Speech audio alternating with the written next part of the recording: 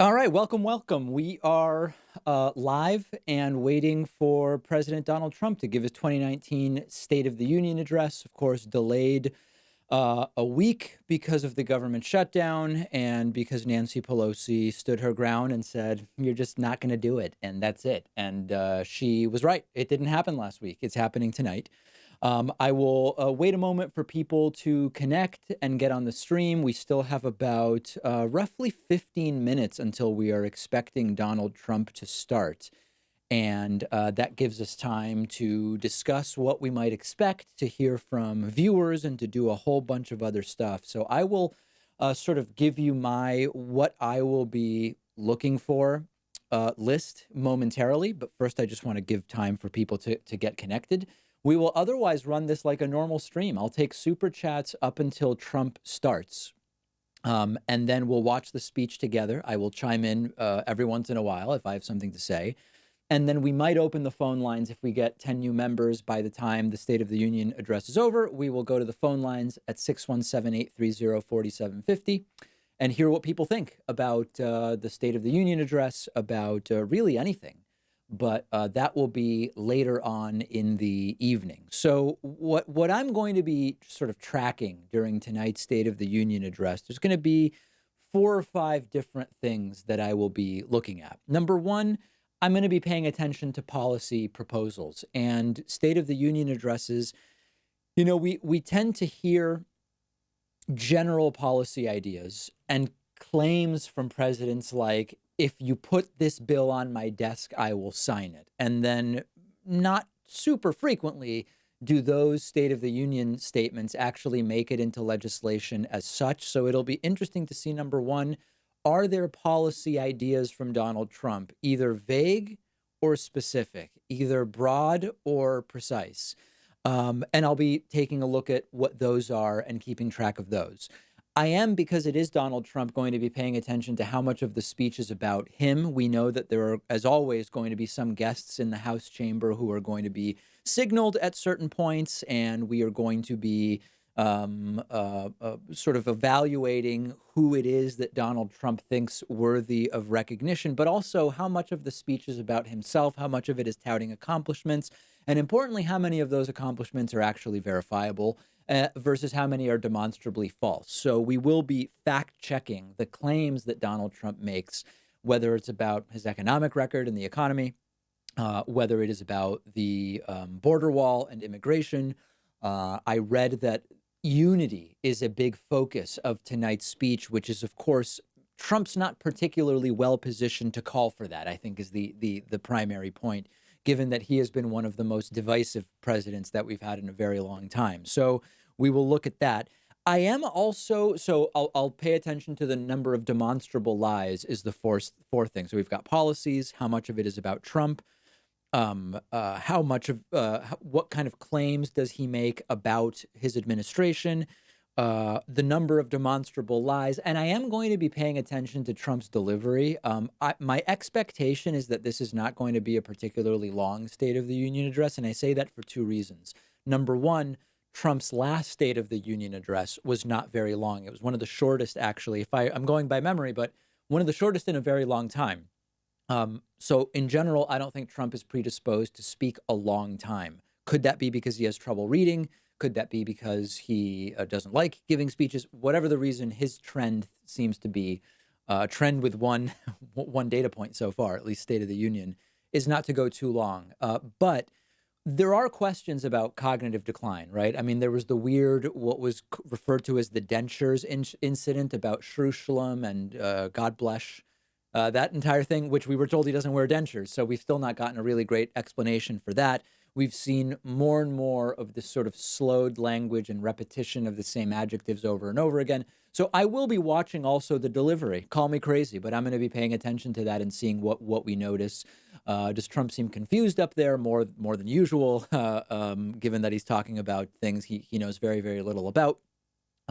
So those are the things that I am going to be paying attention to, and I'm glad that you will be here watching the stream, watching the speech with me. My plan is to pick up the C-SPAN stream, although I'm a little worried because this says C-SPAN radio app, and like a tiny part of me wonders if this is only going to be an audio stream.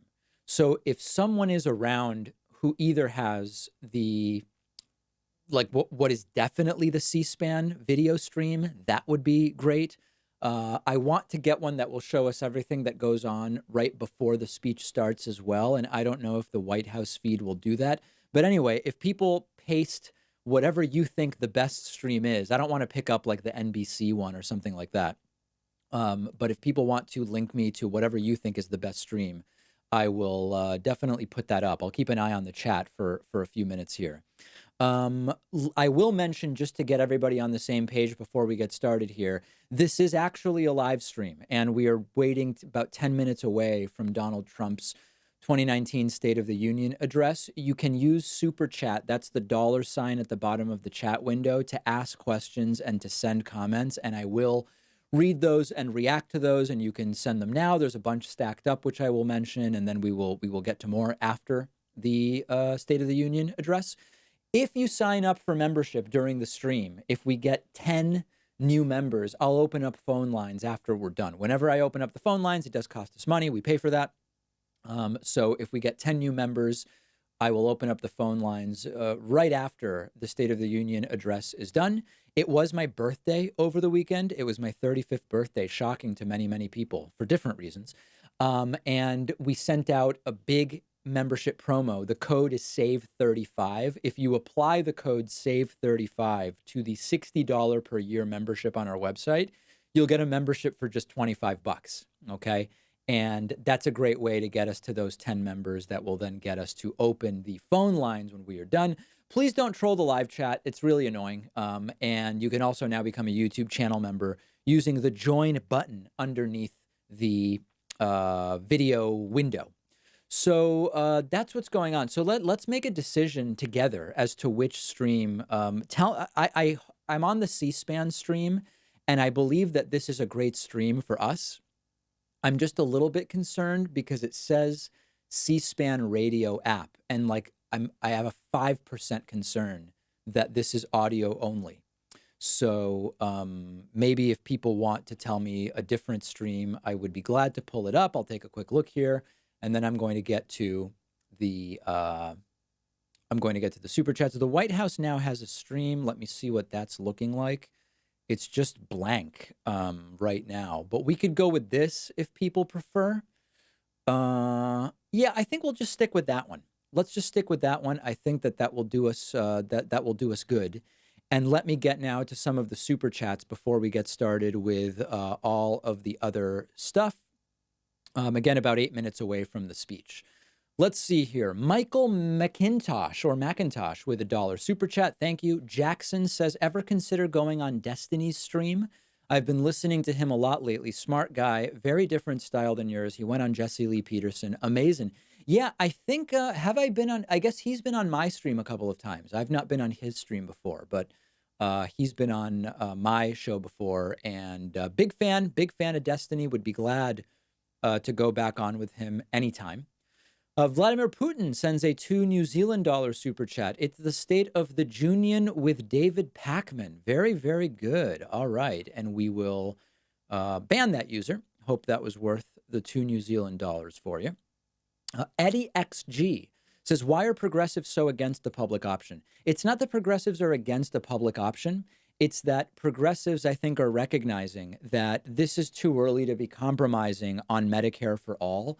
And so if candidates are already softening to what is the de facto Democratic platform position, sort of a bit of a red flag as to how hard they will negotiate if they were president. Jackson says, I probably should have done research before asking about Destiny. Silly of me. Question, do you think it's worth debating with people who argue in bad faith? Seems like accepting defeat to walk away.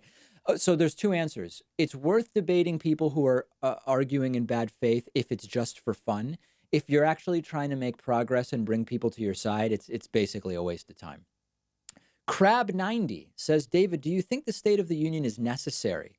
Is it a primary method of communication between the president and the public, or more of a way to idolize the president in a collective way? I don't think the State of the Union is necessary, but it actually is. It gets ratings in the sense that people do, generally speaking, want to see what the president says. And with such low engagement in the United States and 50% voter turnout, I do think it is a good thing. Art Flores says this may appear as a simple question, but it merits quite a hefty response. Who are you more disappointed with, Trump or the people who voted for him? I'm more disappointed with the people who voted for him in the sense that we knew what Trump was going to do. There was really no question about that. It's unfortunate that so many people fell for it and voted for him. So I think I am definitely more disappointed with the people who voted for him. Yeah, I'm pretty clear about that. Let me see. I can see that some of the images here, some of the super chats are not fully on screen. Let's see if I can expand them a bit. There we go. I think that helps us. Okay. Sean Geis says, if Bernie doesn't end up running, would Elizabeth Warren selecting Bernie as VP be the next best thing? We shouldn't even be thinking about VP right now, I think, Sean. Let's focus on who is going to be the candidate, and then we can talk about VP. And I'm not playing coy in any way. I just haven't thought about it. I just haven't given any thought about it. Have not thought about it in any way up until this point in time, because there is so much more that needs to be figured out before then. Okay, as I mentioned, if we get 10 new members during the stream, we will open up the phone lines right after Donald Trump is done delivering his State of the Union address. I want to say thanks to John Bednars, who has signed up at davidpakman.com/membership. I want to say thank you to Sean Geis, who just sent a super chat and also is a new member. And I want to say thank you to Levi Fisher, who has just signed up at davidpakman.com/membership. You might have heard me say it was my birthday over the weekend. We did a big email blast over the weekend telling people that because it's my birthday, why not, right? Because it was my 35th birthday, the code SAVE35 on our website drops a $60 membership to just $25. It saves you $35. So if you go to www.joinpakman.com, you select a $60 per year membership, and that's a really important thing. You gotta switch to yearly and then hit sign up. You put in the coupon code, not vote soon 18. We've got bigger and better things. You put in the coupon code SAVE35. It'll drop that $60 membership to just $25. You can keep that rate for as long as you want. And if we get 10 of those, I'll open up the phone lines when we are done with the stream. And I have a feeling this State of the Union address is going to be absolutely bonkers. So I encourage you to sign up. You will get a thank you from me. And we will also open up the phone lines when Donald Trump is done speaking. Super chats still in play.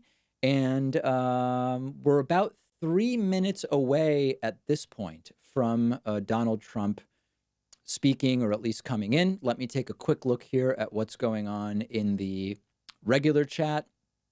A lot of swearing, a lot of anti-Semitism as usual. A lot of happy birthdays. Thank you. I appreciate that. People asking if I think coding should be incorporated into public education. Why not, right? I like it. Who's going to have a better stream, Door, Cedar, or Pakman? That is a great question. I wouldn't know because I'll just be doing this stream. People suggesting I go to the PBS live stream. Yeah, let me see if I can find that. I'm glad to pick up the PBS stream if I'm able to find it. I'm seeing USA Today, the White House, C-SPAN. I am having trouble finding the PBS live stream. Let's see. PBS State of the Union. I'm glad to use that one. It seems like the one people want. Okay, here it is. We got it. Perfect. House. And we have audio. Are prepared. Madam Speaker, the President's Cabinet. Very good. So the cabinet is coming in. Let me get our volume set right so everybody's comfortable with what we've got going on.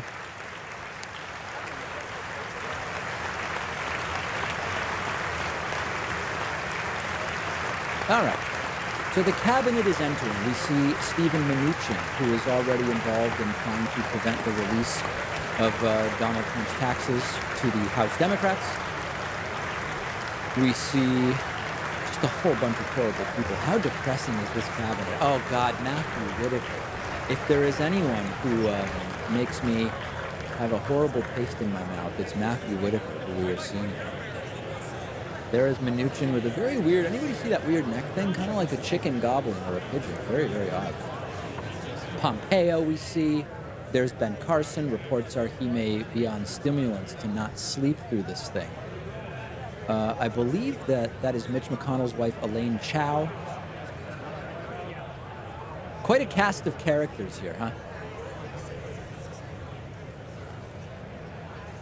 There's Whitaker. Sweaty and red as usual. I will be watching for lies. I will be watching for policy proposals. I will be watching for Trump's demeanor and delivery and signs of cognitive decline. This program was made possible by viewers like you. All right. Thank you. Who's excited? Let me turn this down a little bit. There are a few other super chats that I want to get to just while we're waiting here. Welcome to our... All right, we'll turn down while we are waiting here. Blackwave54 sent a super chat saying, year was poppin' gang gang. Yes, absolutely. That's exactly my sentiment as we await Donald Trump here. Continuing his demand for a wall on the U.S. southern border with Mexico. Tonight's address was delayed a week by the federal government shutdown. All right, so still just a lot of waiting around going on here. We see Nancy Pelosi. We see Mike Pence. We see a lot of people in the chat. I don't know if we want to hear what's going on right now. Behind Mr. Trump. It is his first address before this divided Congress with a new Democratic Nancy majority Pelosi in just the House. looks thrilled, doesn't she? Capitol, and Yamiche Alcindor is at the White House. I think I'll leave Yamiche, the level up and then we'll just control it in a different spot. Okay, so we are waiting for Donald Trump. A lot of people in the chat suggesting that Trump will be deliberately late just in order to get attention. I guess we will see. Brandon Roach asks via Super Chat, can I upgrade my monthly membership to a yearly? Yes, you can. I recommend you cancel the monthly first and then just set up a yearly. No reason to complicate things, but there is an upgrade function. No problem whatsoever. Let me say thank you to Sean Moultrie and Jonathan Paddock, who have signed up for new memberships at davidpakman.com/membership using the coupon code SAVE35. Save $35 because I turned 35 over the weekend. That's it. It's super easy. $25 for a $60 membership. Keep it as long as you want. 5 of 10 if we get to 10 new members during the State of the Union live stream. I will open up the phone lines wide open after the speech. The more new members we get, the longer I will keep the phone lines open because it does cost us money to go to the phones, as they say these days. Waiting for Donald Trump here. Judy Woodruff asking some questions. Paul Flores has signed up at davidpakman.com/membership. I appreciate that very, very much. Thank you to everybody wishing me a happy birthday. People suggesting drinking games every time that Donald Trump sniffs. And let's now go to the House of Representatives and see what is going on there. Lisa, I'm going to interrupt you just a second. Just 1 second. The President of the United States. Yes, technically that's true. And the president enters the chamber of the House of Representatives. Lisa, I interrupted you There so is that Donnie. we could hear the president announced Looking by the as orange Sergeant as at ever. Arms, but continue with what you were saying. You were saying a lot of anxiety there. Well, I'm happy to be interrupted by the entrance of the President of the United States. I'll step aside anytime for that. There is anxiety, especially among Republicans, over the shutdown, and kind of in general, the last year has been one of ups and downs legislatively. However, there's a lot of excitement because think about this.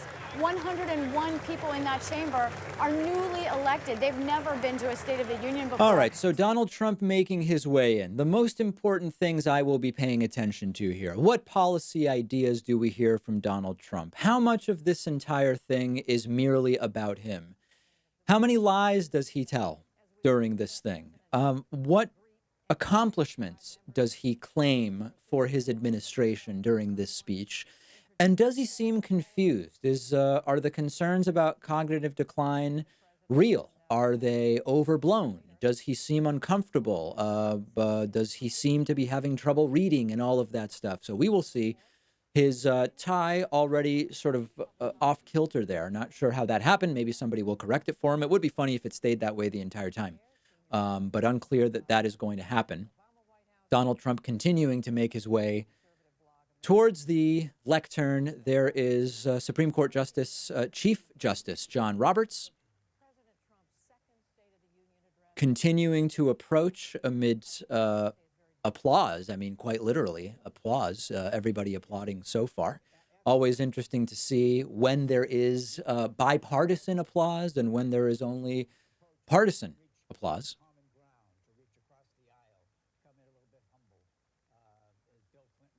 Donald Trump continuing to approach. Will anyone sleep during this thing? Ben Carson, always a top candidate, but unclear. We don't know.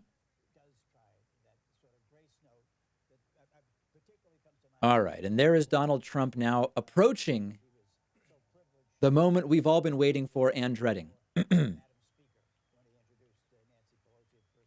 Trump will ceremonially hand copies of his speech to the Vice President Mike Pence and to Nancy Pelosi, who looks utterly disgusted with President Donald Trump.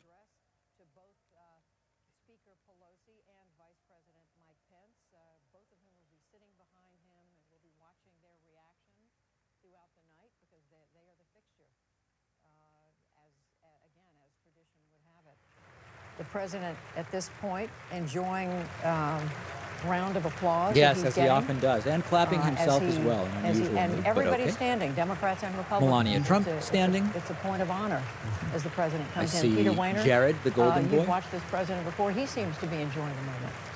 Well, There's he Bernie enjoys it with when he's the center of attention, and he is Ed the center Markey, of attention. our I'll senator tell you here what in I'm looking Massachusetts. for in the speech is his aides are saying that this is going to be an effort to unify the country. I just don't think that's realistic. The most divisive president's going to unify us. This is a person whose entire presidency has been based on division and acrimony and anger. And number one, I don't know that he can pull it off. Probably and enough number two, clapping, even if he right? does, Like, I think it's time to get to the second round of clapping so that then Amy he can Walter, start. that's the skepticism that's out there, isn't it? Well, and it's a well-earned skepticism. But look, there are actually real things on the table here that have to be, theoretically, have to be figured out in the next few days here, especially about a potential government shutdown. Madam Speaker, Mr. Vice President, members of Congress, the First Lady of the United States. Of course, the First Lady, who's just doing an incredible job with what we don't know, but she's definitely the First Lady. That seems very, very clear. Madam Speaker, Mr. Vice President, members of Congress, and my First Lady of the United States, we meet tonight at a moment of unlimited potential. As we begin a new Congress, I stand here ready to work with you to achieve historic breakthroughs for all Americans. Millions of our fellow citizens are watching us now gathered in this great chamber. And my fellow Americans, hoping that we will govern at a moment of not as two unlimited. Are people hearing some kind of a very strange feedback thing going on here? Oh, you know what it is? I stand here ready. There we go. I apologize about that. I know exactly what that was.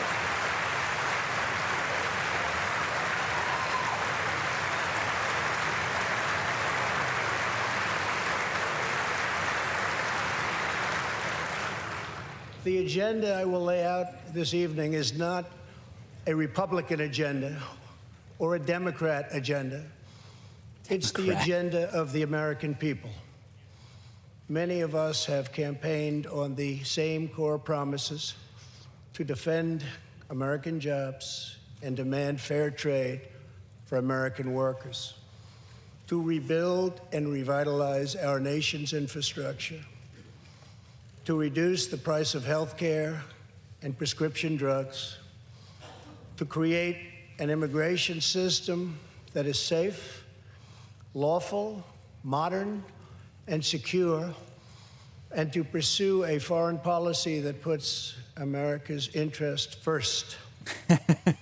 That ship There has is sailed. a new opportunity in American politics if only we have the courage together to seize it. Confusion. What does he mean by courage? What is he talking about?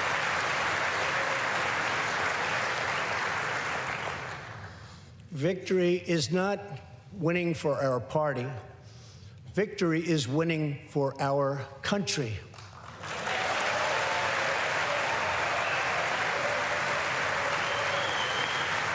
Go on.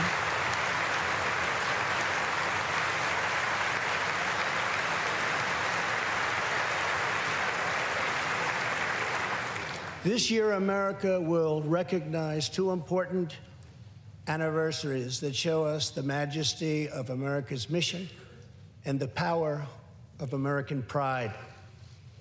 In June, we mark 75 years since the start of what General Dwight D. Eisenhower called the Great Crusade, the Allied liberation of Europe in World War II.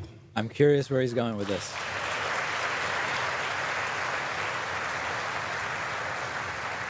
On D-Day, June 6, 1944, 15,000 young American men jumped from the sky and 60,000 more stormed in from the sea to save our civilization from tyranny.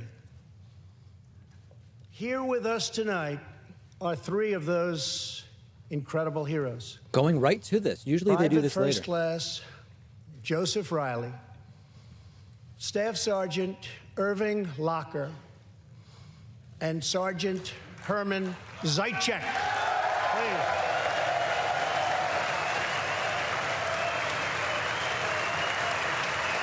It is interesting to go to this so early in the speech. You usually hear this further in the sort of approaching the climax and denouement. But Trump going with this maybe strategy to try to get more of the early audience on his side, possibly. But it is interesting to see him go to this portion so early in the evening.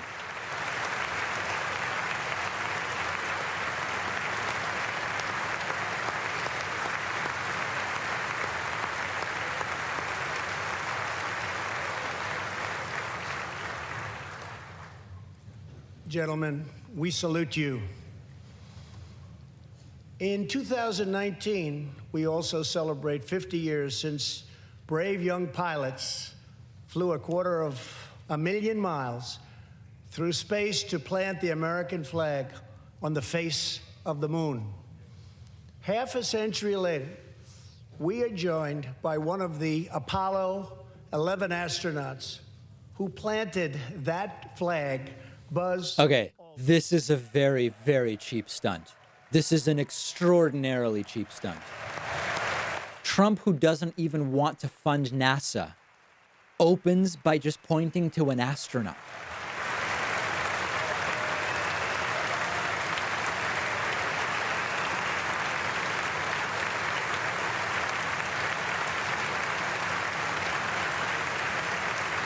Pathetic, honestly. Love Buzz Aldrin, but this is pathetic. Thank you, Buzz. This year, American astronauts will go back to space on American rockets. In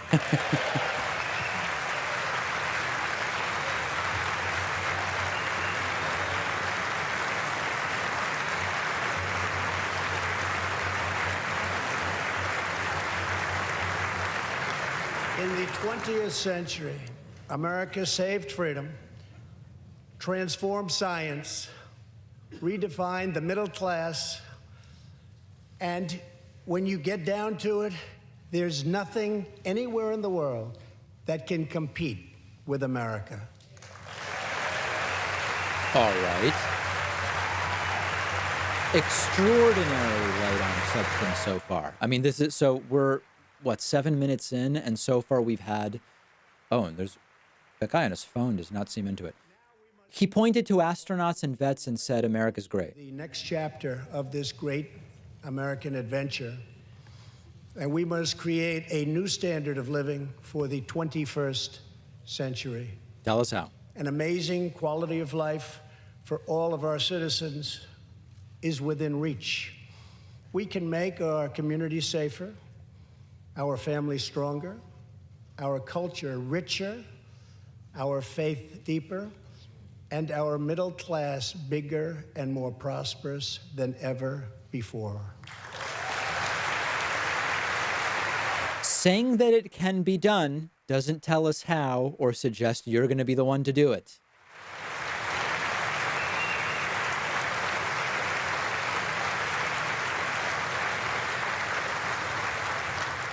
Sit down, Jared. Give me a break. But we must reject the politics of revenge, resistance, and retribution, and embrace the boundless potential of cooperation, compromise, and the common good.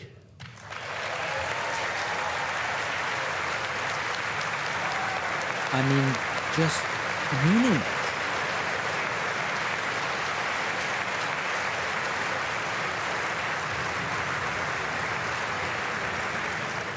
Together, we can break decades of political stalemate. We can bridge old divisions, heal old wounds, build new coalitions, forge new solutions, and unlock the extraordinary promise of America's future.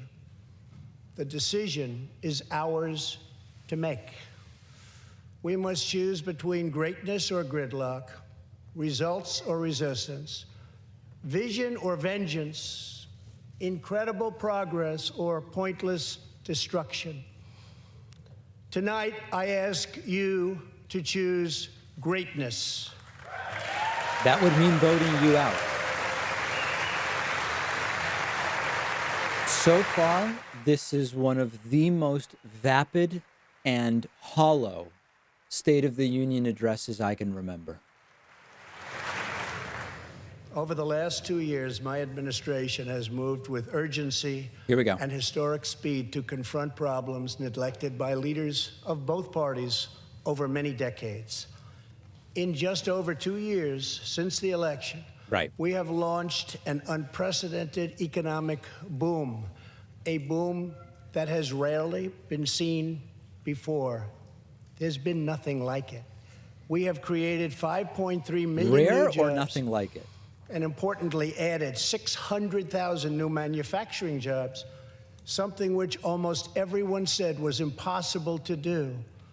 But the fact is, we are just getting started.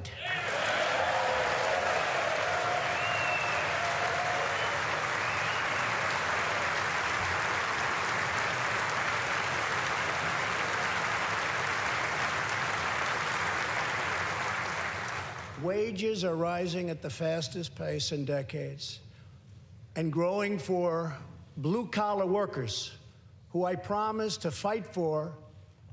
They're growing faster than anyone else thought possible. Blue-collar Nearly workers. 5 million Americans have been lifted off food stamps. They were all off during the shutdown, right?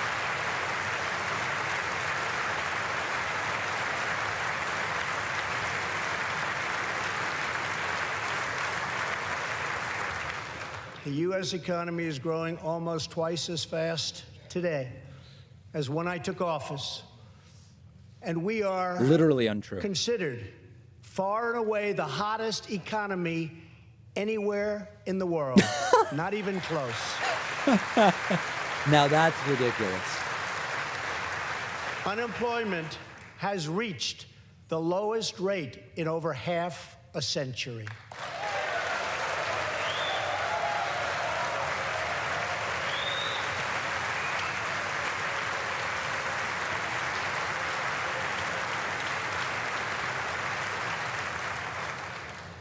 African American Hispanic American, We were waiting and for it. Asian American unemployment have all reached their lowest levels ever recorded.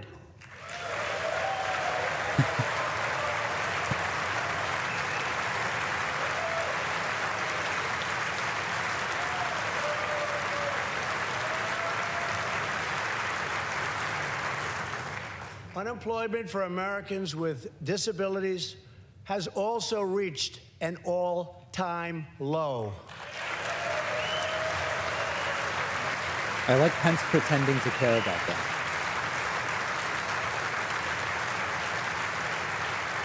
More people are working now than at any time in the history of our country. 157. Yes, and more people are also not working now than at any other time because the population keeps growing. We passed a massive tax cut for working families and doubled the child tax credit. Part of that's true. They did double the tax credit.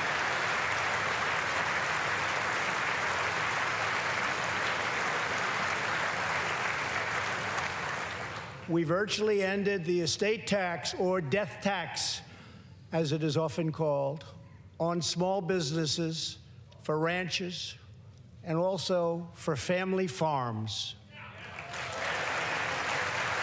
Yeah, handout to rich people, doubled the exemption from 4.5 million, from 5.45 million, I believe, to 11 million. We Total eliminated handout. the very unpopular Obamacare individual mandate penalty.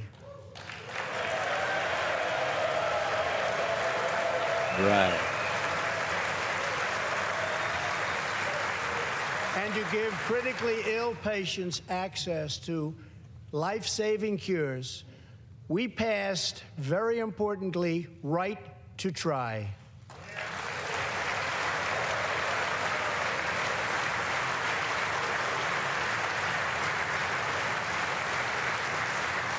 My administration has cut more regulations in a short period of time Not than true. any other administration There's during the its lie. entire tenure.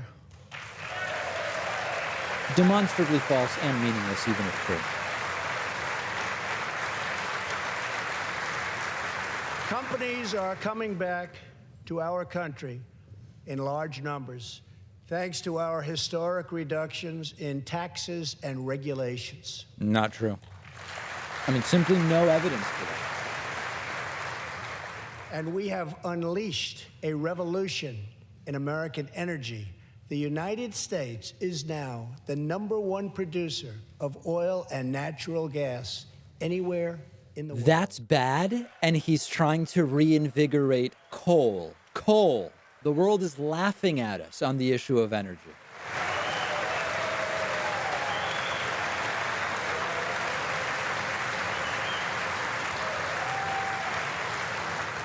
And now, for the first time in 65 years, we are a net exporter of energy. Who's he pointing to?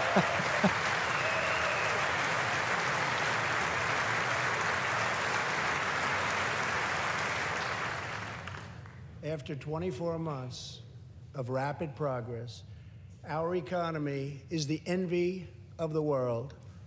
Our military is the most powerful on earth by far. And America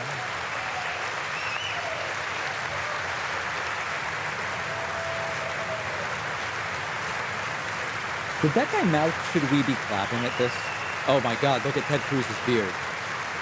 Get the kids out of the room. Wow. America is again winning each and every day.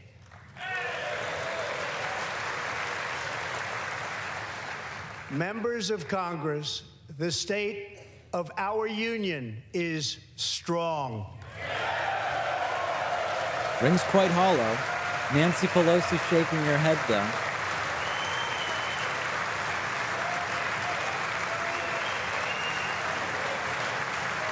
Who does he keep looking at to the left there? Is that Melania? Oh, God.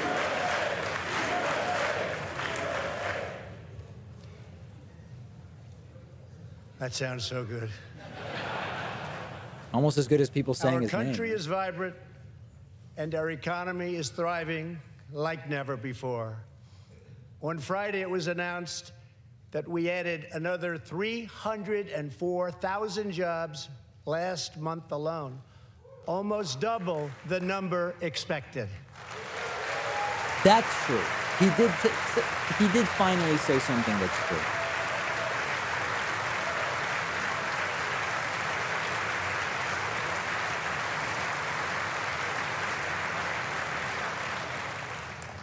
An economic miracle is taking place in the United States, and the only thing that can stop it are foolish wars, politics, or ridiculous partisan investigations. Uh-oh.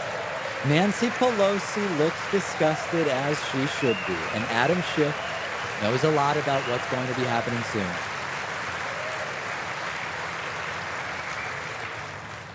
If there is going to be peace and legislation, there cannot be war and investigation.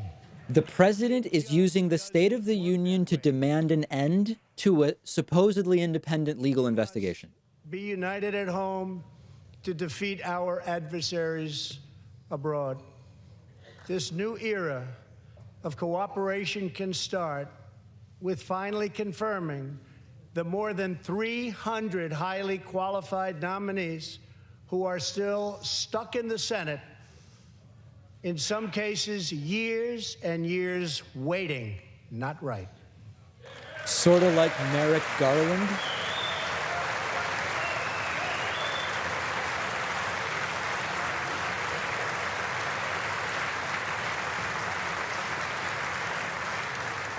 The Senate has failed to act on these nominations, which is unfair to the nominees and very unfair to our country. I agree. Let's get Merrick Garland Now is the back. time for bipartisan action. Believe it or not, we have already proven that that's possible.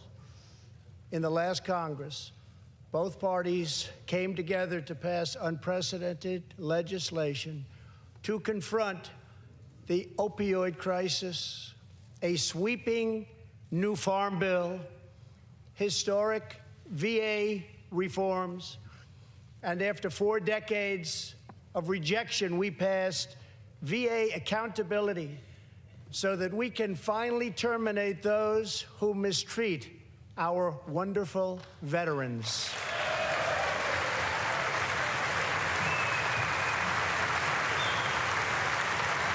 I don't know what other people think, but I'm sensing way more partisan applause versus bipartisan than in most of these speeches. And just weeks ago, both parties united for groundbreaking criminal justice reform. They said it couldn't be done. They who?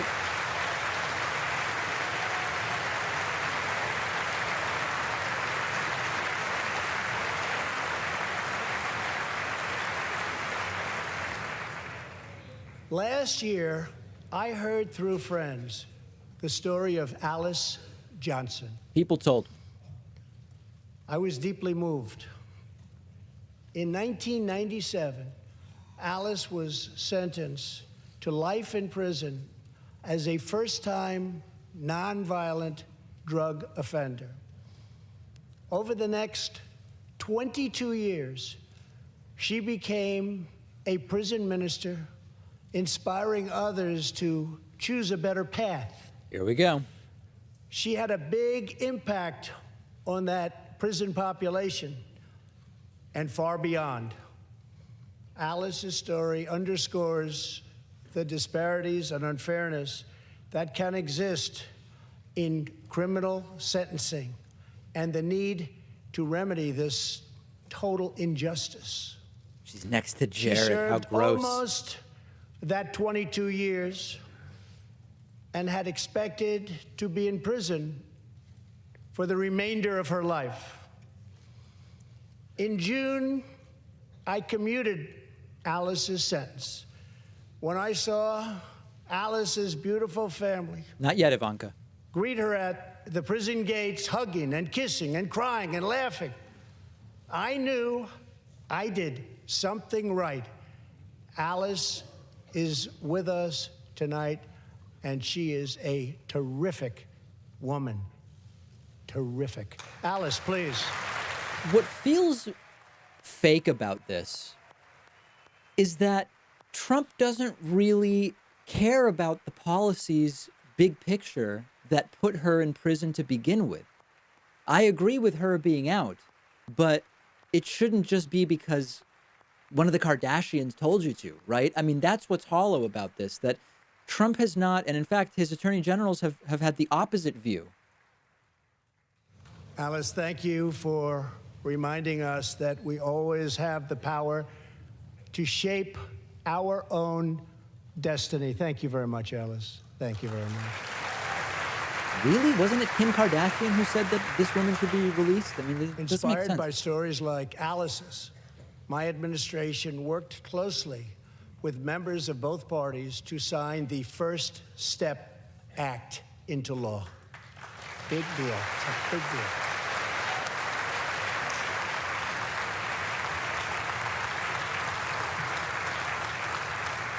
This legislation reformed sentencing laws that have wrongly and disproportionately harmed the African American community.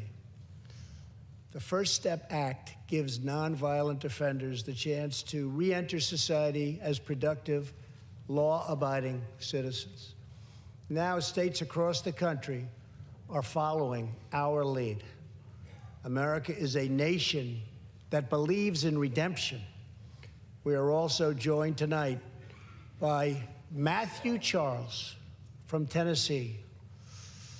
In 1996, at the age of 30, Matthew was sentenced to 35 years for selling drugs and related offenses. Over the next 2 decades, he completed more than 30 Bible studies, became a law clerk, and This is mentored unbelievable. many of his fellow inmates. Now Matthew is the very first person to be released from prison under the First Step Act.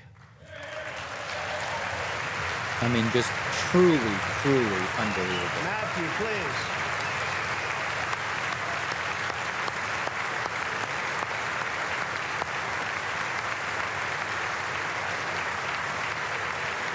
So now Republicans want crack cocaine dealers released from prison? Like, is that what we're supposed to believe now because of Donald Trump highlighting this guy? Welcome home.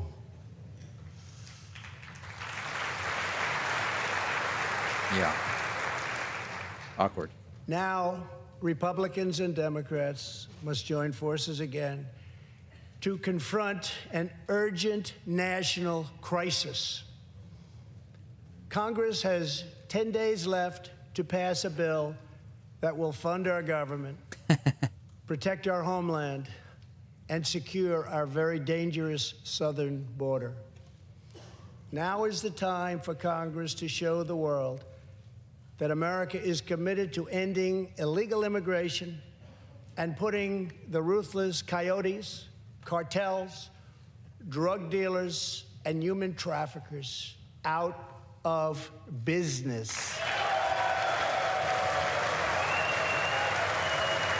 Okay.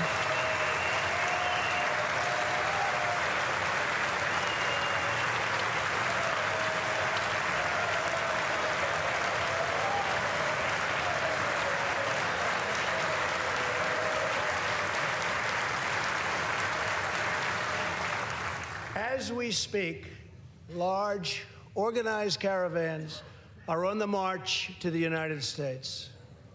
We have just heard that Mexican cities, in order to remove the illegal immigrants from... I thought the caravan was a problem months ago, right before the midterms. Then it's not. Now it is again because of the State of the Union. areas where there is little border protection. I have ordered another 3,750 troops to our southern border to prepare for this tremendous onslaught. Unbelievable. This is a moral issue. fantasy world. The lawless state of our southern border is a threat to the safety, security, and financial well-being of all America. We have a moral duty to create an immigration system that protects the lives and jobs of our citizens. This includes our obligation to the millions of immigrants living here today who followed the rules and respected our laws. Legal immigrants enrich our nation and strengthen our society in countless ways. Low-hanging fruit of an applause line for sure.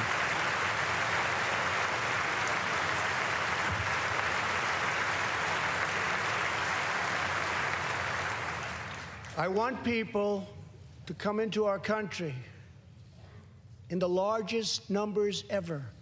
From Norway. But they have to come in legally.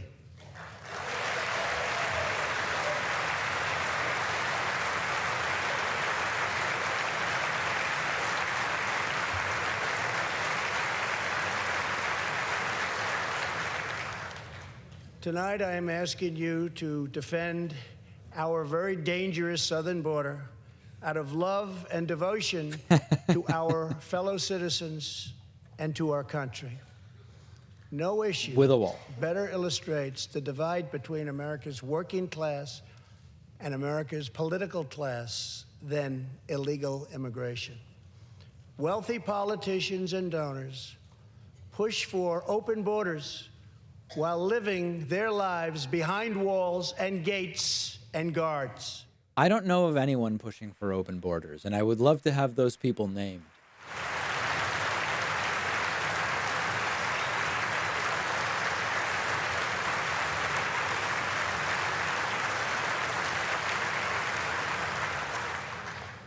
Meanwhile, working-class Americans are left to pay the price for mass illegal immigration. Reduced jobs, lower wages, overburdened schools, hospitals that are so crowded you can't get in. Yeah, it's companies like Trump's who hire undocumented immigrants that are responsible for the wage issue with undocumented immigration, not the people looking for jobs. For illegal immigration is not compassionate. It is actually very cruel. I hope that Nancy Pelosi is not going to give a single dollar for the wall, particularly after this. Sexually assaulted on the long journey north. Smugglers use migrant children as human pawns to exploit our laws and gain access to our country. Human traffickers and sex traffickers take advantage of the wide open areas between our ports of entry to smuggle thousands of young girls and women into the United States and to sell them into prostitution and modern-day slavery. Tens of thousands of innocent Americans are killed by lethal drugs that cross our border and flood into our cities, including meth, heroin, cocaine, and fentanyl. The savage gang, MS-13, now operates in at least 20 different American states, and they almost all come through our southern border. Just yesterday, an MS-13 gang member was taken into custody for a fatal shooting on a subway platform in New York City. We are removing these gang members by the thousands, but until we secure our border, they're going to keep streaming right back in. Year after year, countless Americans are murdered by criminal, illegal aliens. I've gotten to know many wonderful angel moms and dads and families. No one should ever have to suffer the horrible heartache that they have had to endure. Here tonight is Deborah Bissell. And there it is. Just 3 weeks ago, Deborah's parents, Gerald and Sharon, were burglarized and shot to death in their Reno, Nevada home by an illegal alien. They were in their 80s and are survived by 4 children, 11 grandchildren, and 20 great-grandchildren. We knew he'd do it. Also here tonight are Gerald and Sharon's granddaughter, Heather, and great-granddaughter, Madison. To Deborah, Heather, Madison, please stand. Few can understand your pain. Thank you, and thank you for being here. Thank you very much.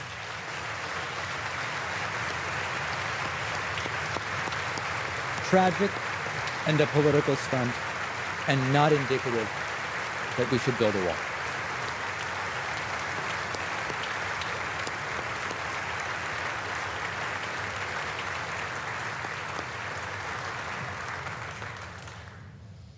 I will never forget, and I will fight for the memory of Gerald and Sharon, that it should never happen again. He's already forgotten.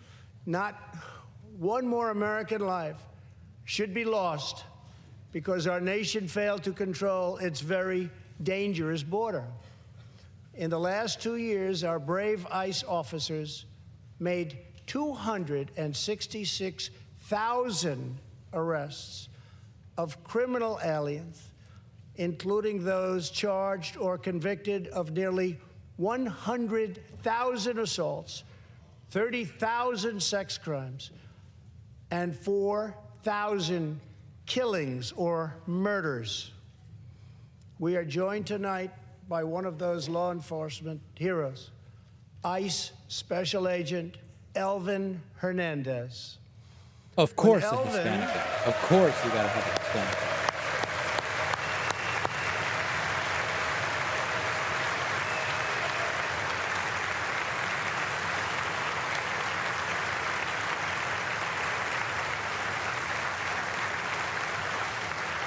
Thank you. When Elvin was a boy, he and his family legally immigrated to the United States from the Dominican Republic. At the age of 8, Elvin told his dad he wanted to become a special agent. Today, he leads investigations into the scourge of international sex trafficking. Elvin says that if I can... Anyone else noticing Trump's speech is starting to get a little bit weird here? I've really done my job. Thanks to his work and that of his incredible colleagues, more than 300 women and girls have been rescued from the horror of this terrible situation. And more than 1,500 sadistic traffickers have been put behind bars. Bars? Next, they're going to go to the 36 undocumented immigrants that Trump hired at his different businesses momentarily.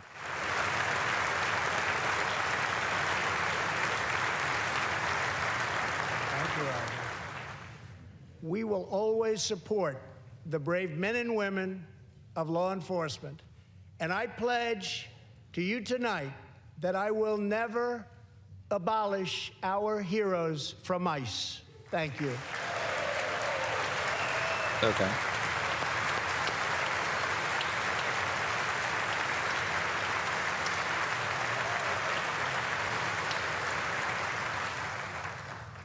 My administration has sent to Congress a common sense proposal to end the crisis on the southern border. It includes humanitarian assistance, We saw the more proposal. law enforcement, drug detection at our ports, closing loopholes that enable child smuggling, And plans for a new physical barrier or wall to secure the vast areas between our ports of entry. here we go again. In the past, most of the people in this room voted for a wall, but the proper wall never got built. I will get it built. Doesn't seem like it, buddy.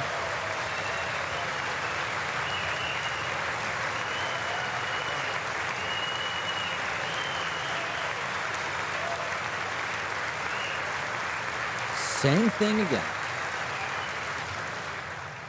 This is a smart, strategic, see-through steel barrier, not just a simple concrete wall. It will be deployed in the areas identified by the border agents as having the greatest need. And these agents will tell you where walls go up, illegal crossings go way, way down. You tell him.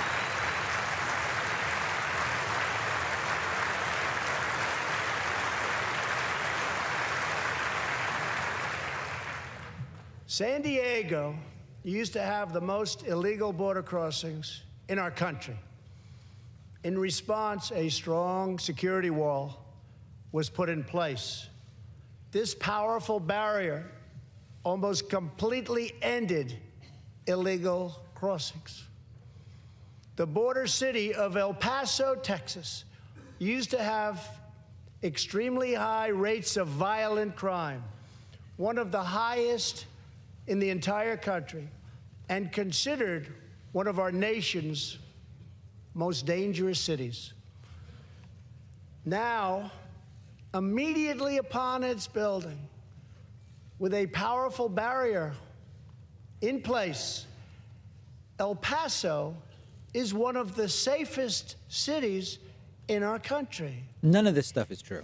Simply put, walls work and walls save lives.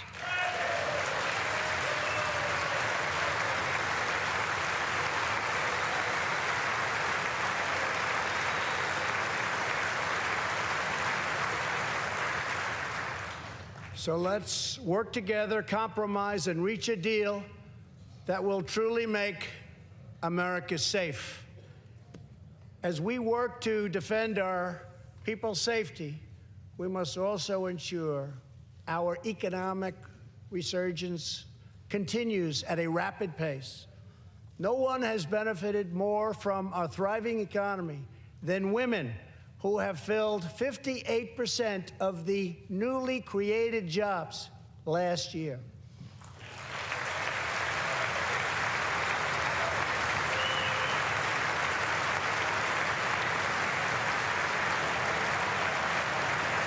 Yeah, I really, really hope that they don't give him a penny for the wall after this.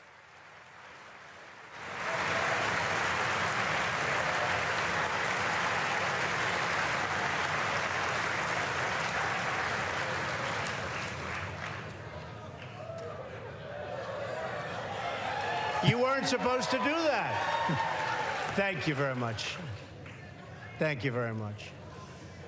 All Americans can be proud. Not really clapping for Donald. I don't think he gets it. More women in the workforce than ever before. And more men and more people out of the workforce because, again, the population keeps growing.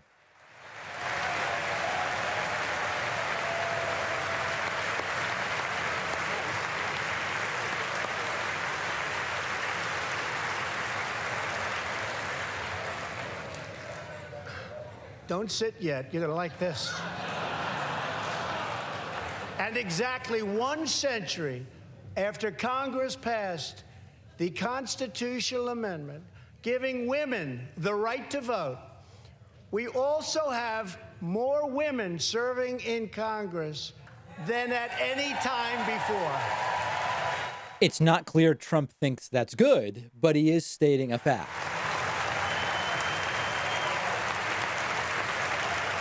Ooh, Ivanka looks odd. Very odd. And Jared has looked odd for 35 years.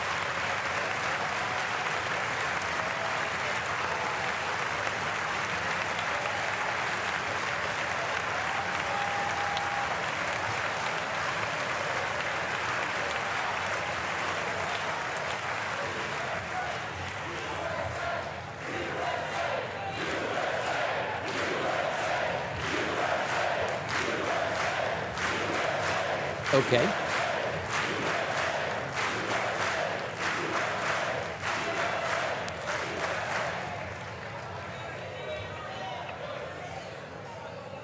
That's great. I'm ready for him to rap, personally. Cringeworthy. Very great. And congratulations. That's great. As part of our commitment to improving opportunity for women everywhere, this Thursday, we are launching the first ever government-wide initiative focused on economic empowerment for women in developing countries. To build on, thank you. Yes, thank you. Thank you. To build on our incredible economic success, one priority is paramount. Skip to the last Reversing page, Nancy. decades of calamitous trade policies. So bad. We are now making it clear to China that after years of targeting our industries and stealing our intellectual property, the theft of American jobs and wealth has come to an end. Tell us more.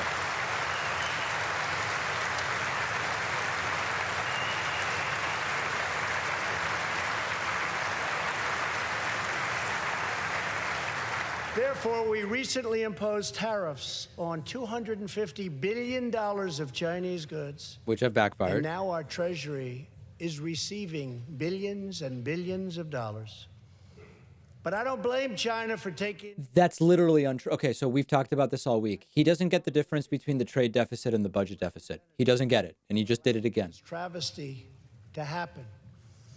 I have great respect for President Xi, and we are now working on a new trade deal with China. But it must include real structural change to end unfair trade practices, reduce our chronic trade deficit, and protect American jobs. I don't want to belabor this, but the Treasury gets this tiny fraction of what are called trade duties as a result of the tariffs, and he just doesn't seem to get that these are two unrelated things. It's bizarre. Another historic trade blunder was the catastrophe known as NAFTA. I have met the men and women of Michigan, Ohio, Pennsylvania, Indiana, New Hampshire, and many other states whose dreams were shattered by the signing of NAFTA. For years, politicians promised them they would renegotiate for a better deal, but no one ever tried until now. Our new U.S.-Mexico-Canada agreement, the USMCA, will replace NAFTA and deliver for American workers like they haven't had delivered to for a long time. I hope you can pass the USMCA into law so that we can bring back our manufacturing jobs in even greater numbers, expand American agriculture, protect intellectual property, and ensure that more cars are proudly stamped with our four beautiful. Yeah, flash to the billionaire who said he doesn't get why people can't just figure out where to get money during the shutdown.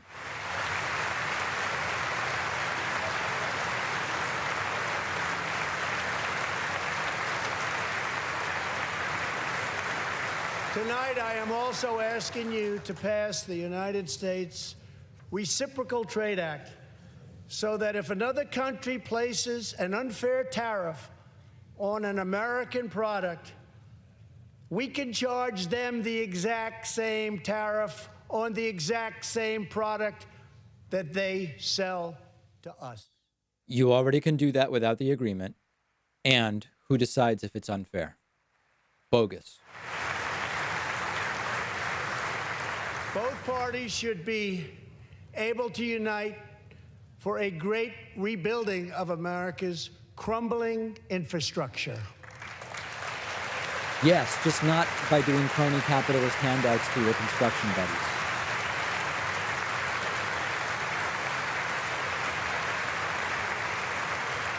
I know that Congress is eager to pass an infrastructure bill, and I am eager to work with you on legislation to deliver new and important infrastructure investment, including investments in the cutting-edge industries of the future. As long as the contracts go to his friends.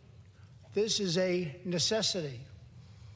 The next major priority for me and for all of us should be to lower the cost of health care and prescription drugs and to protect patients with pre-existing conditions.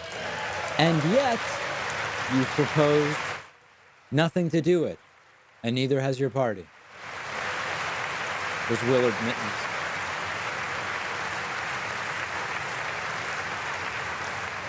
Already as a result of my administration's efforts in 2018, drug prices experienced their single largest decline in 46 years. No, just no.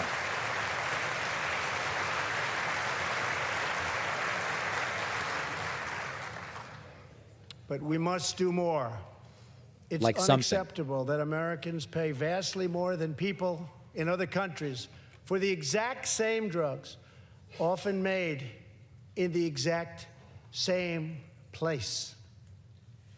This is wrong, this is unfair, and together we will stop it.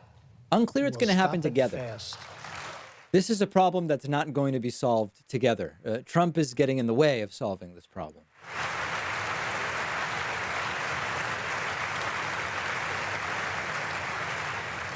I am asking Congress to pass legislation that finally takes on the problem of global freeloading and delivers fairness and price transparency for American patients, finally.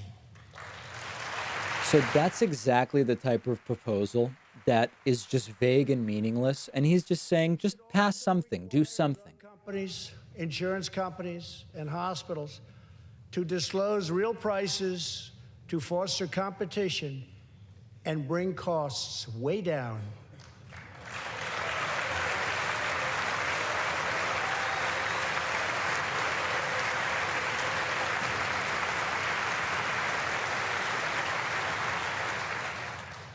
No force in history has done more to advance the human condition than American freedom. In recent years, Long list of countries Trump wants to bring freedom to, right?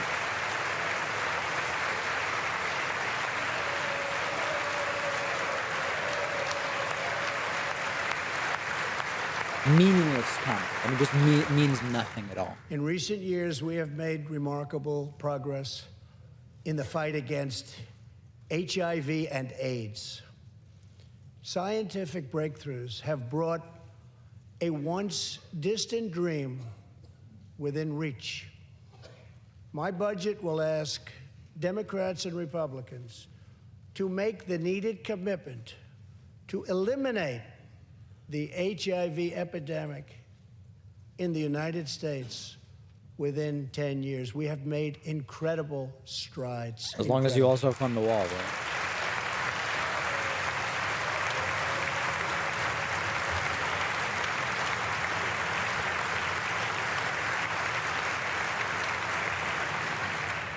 Together, we will defeat AIDS in America and beyond.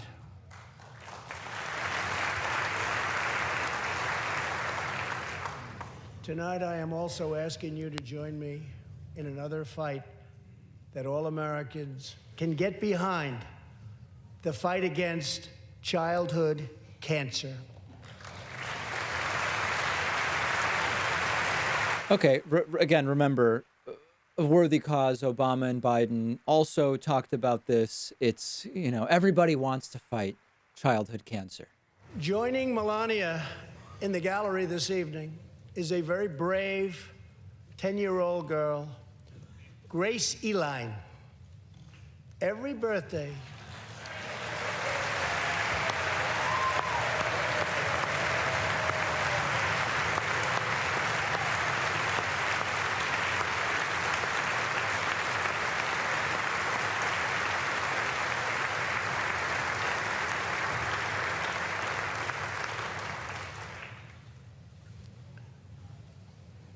hi, Grace.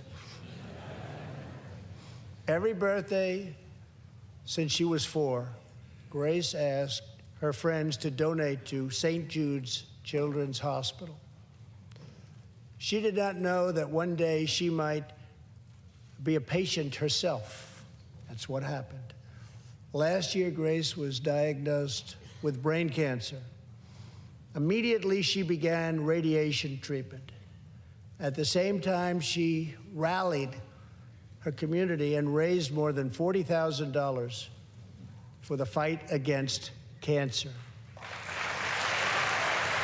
Extraordinarily exploitative. I mean, of course, horrible, but extraordinarily exploitative. This does not relate to Trump policy in any serious manner.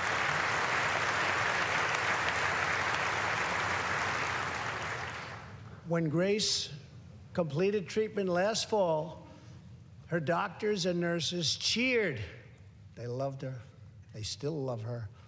With tears in their eyes, as she hung up a poster that read, "Last day of chemo."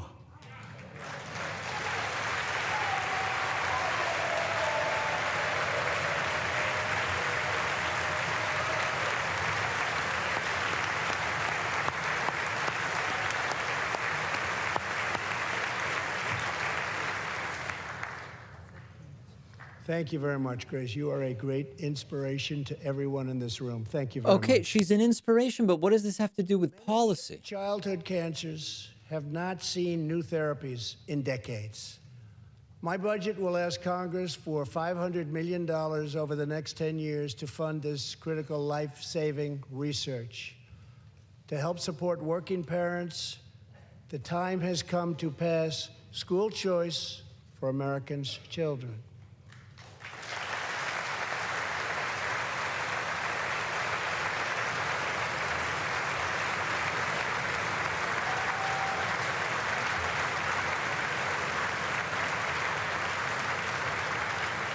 I am also proud to be the first president to include in my budget a plan for nationwide paid family leave so that every new parent has the chance to bond with their newborn child. Something I agree with.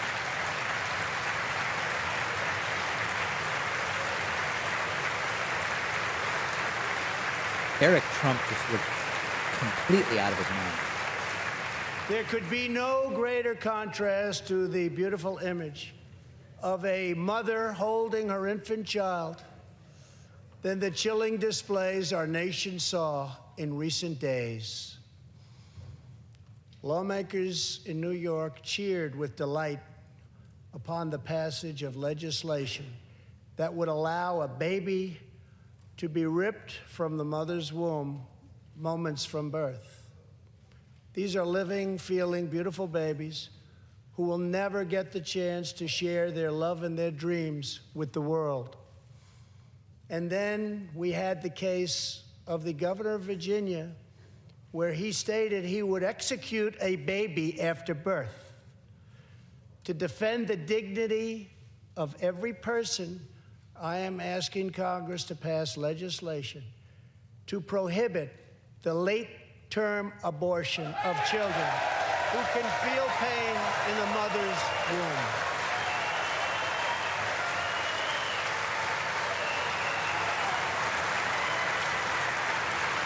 Very, very divided House chamber.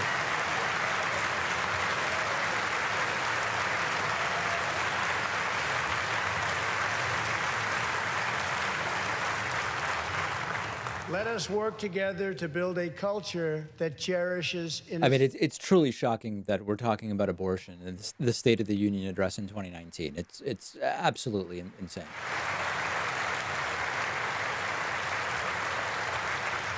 Super uniting issue, right?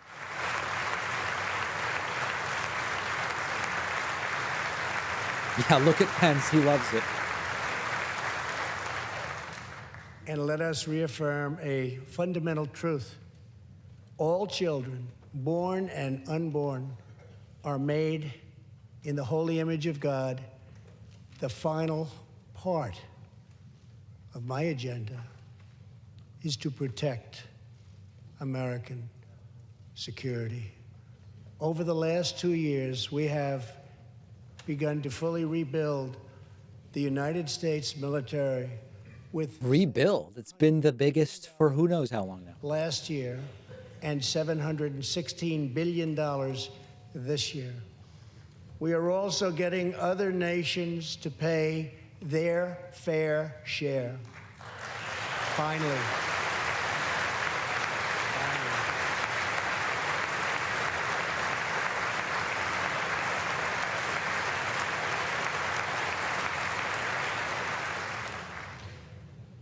For years, the United States was being treated very unfairly by friends of ours,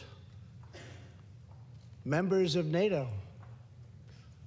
But now we have secured, over the last couple of years, more than $100 billion of increase in defense spending from our NATO allies. This is so backwards.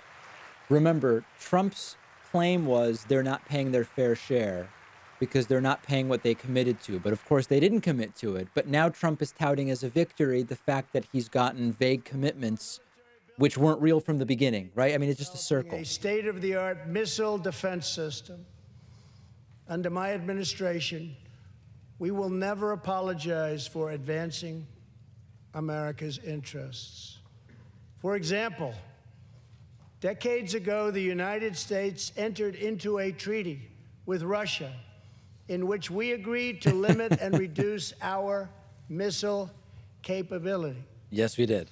While we followed the agreement and the rules to the letter, Russia repeatedly violated its terms. It's been going on for many years. That is why I announced that the United States is officially withdrawing from the Intermediate Range Nuclear Forces Treaty, or INF Treaty. That's exactly right. Russia can now go back to full steam ahead.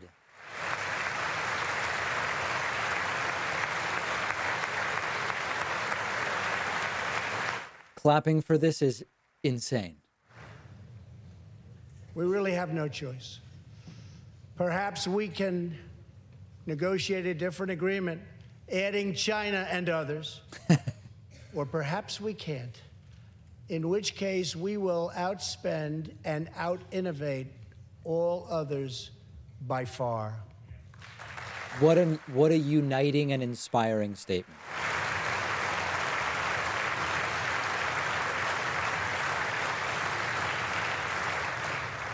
As part of a bold new diplomacy, we continue our historic push for peace on the Korean Peninsula. Our hostages have come home. Nuclear testing has stopped, and there has not been a missile launch in more than 15 months. Yeah, nuclear testing has not stopped. I mean, they're ramping up. This is incredibly, demonstrably untrue. We would right now, in my opinion, be in a major war with North Korea.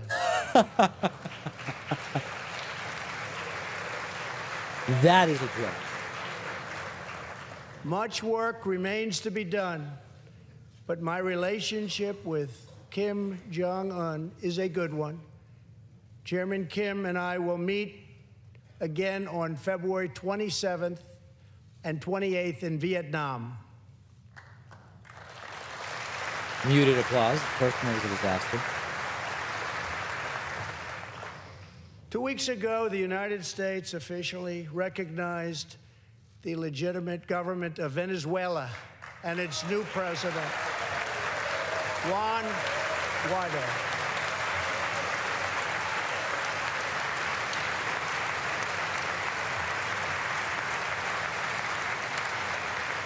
We stand with the Venezuelan people in their noble quest for freedom, and we condemn the brutality of the Maduro regime, whose socialist policies have turned that nation from being the wealthiest in South America into a state of abject poverty and despair.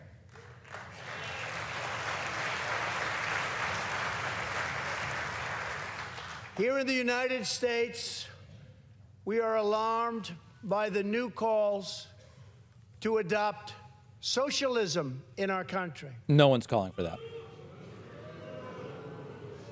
America was founded on liberty and independence, and not government coercion, domination, and control. We are born free, and we will stay free. Red herring, no one's calling for socialism. Like 5 people are.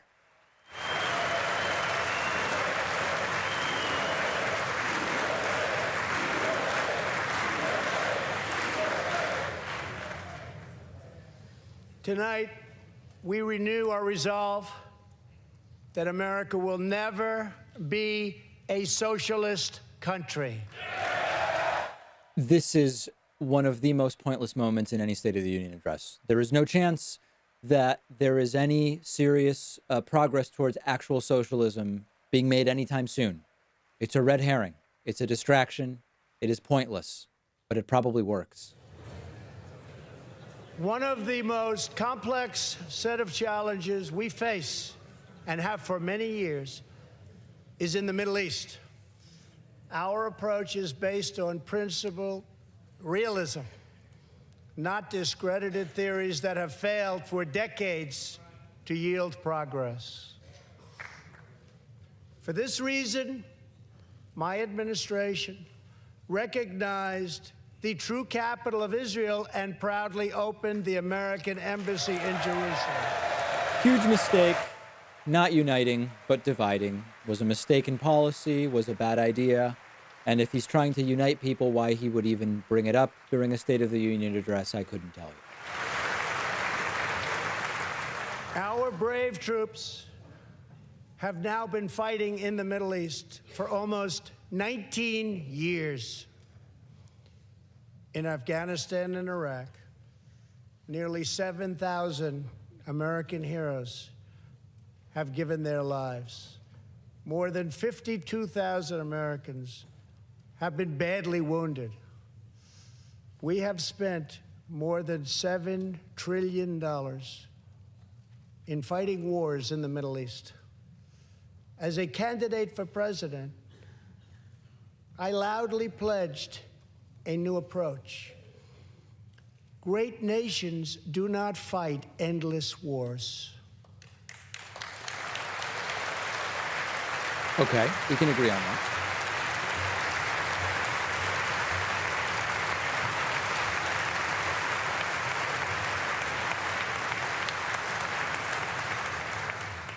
When I took office, ISIS controlled more than 20,000 square miles in Iraq and Syria just 2 years ago. Today, we have liberated virtually all of the territory from the grip of these bloodthirsty monsters. Now, as we work with our allies to destroy the remnants of ISIS, it is time to give our brave warriors in Syria a warm welcome home. I have also accelerated our negotiations to reach, if possible, a political settlement in Afghanistan. The opposing side is also very happy to be negotiating. Our troops have fought with unmatched valor, and thanks to their bravery, we are now able to pursue a possible political solution to this long and bloody conflict. Trump has no idea what he's talking about here. Literally no idea. He could not go in depth on any of what he's talking about here. He's literally just reading something Stephen Miller wrote for him.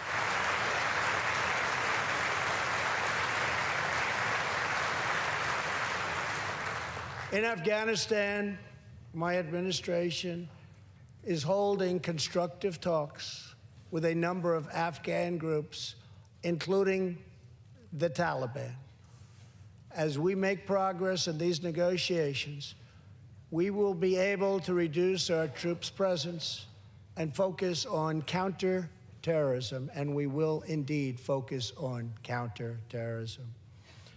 We do not know whether we'll achieve an agreement, but we do know that after 2 decades of war, the hour has come to at least try for peace, and the other side would like to do the same thing. It's time. He's in way over his head there.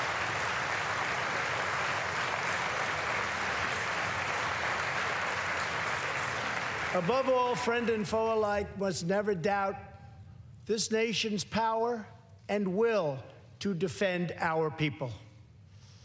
18 years ago, violent terrorists attacked the USS Cole, and last month, American forces killed one of the leaders of that attack.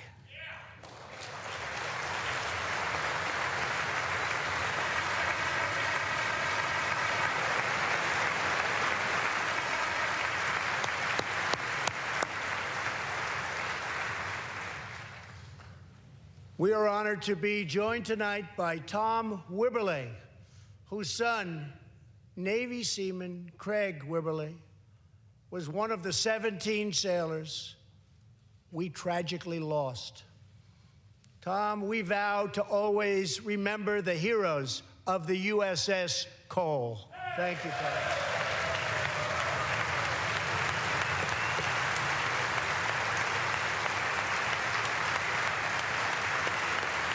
Political prop. I mean, it barely even requires commentary. It's obvious political prop.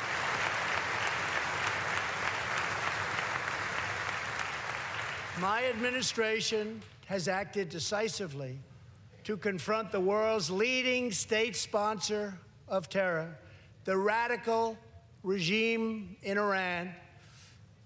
It is a radical regime. They do bad things. To ensure this corrupt dictatorship never acquires nuclear weapons, I withdrew the United States from the disastrous Iran nuclear deal.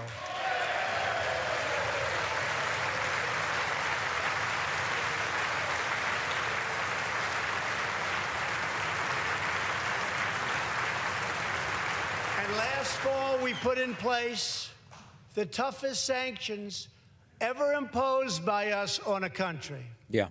Disaster, right? I mean, Iran didn't violate the deal, and then the U.S. backs out. It just kills our credibility. It's pathetic and To embarrassing. America and threatens genocide against the Jewish people.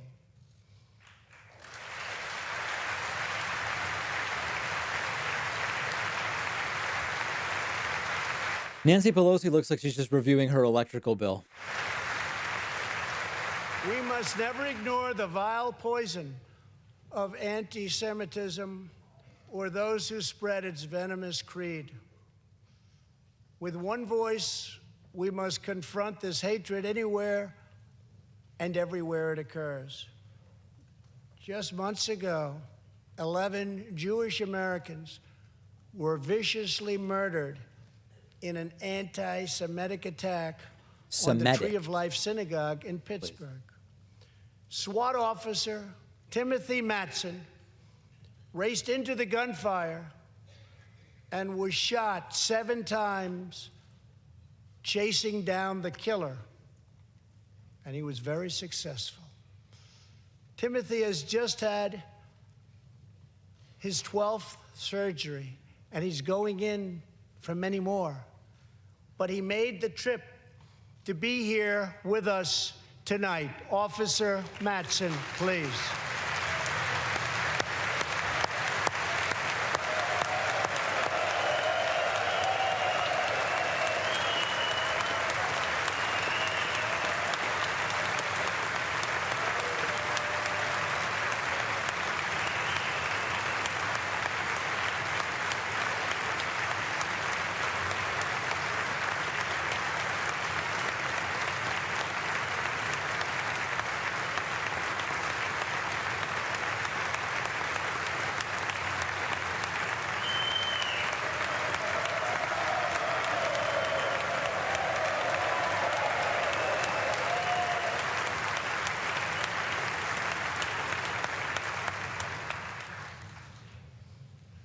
Thank you. We are forever grateful. Thank you very much. Sounds sincere. Tonight, we are also joined by Pittsburgh survivor, Judah Samet. He arrived at the synagogue as the massacre began. But not only did Judah narrowly escape death last fall, more than 7 decades ago, he narrowly survived the Nazi concentration camps. Today is Judah's 81st birthday.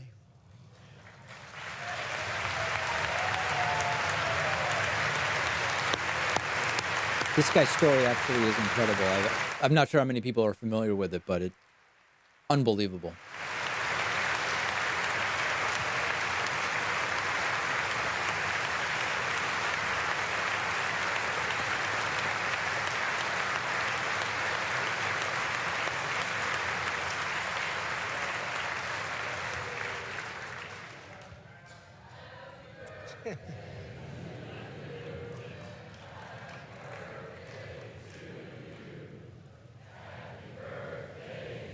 Oh dear, there is nothing more awkward than Donald Trump reacting to music.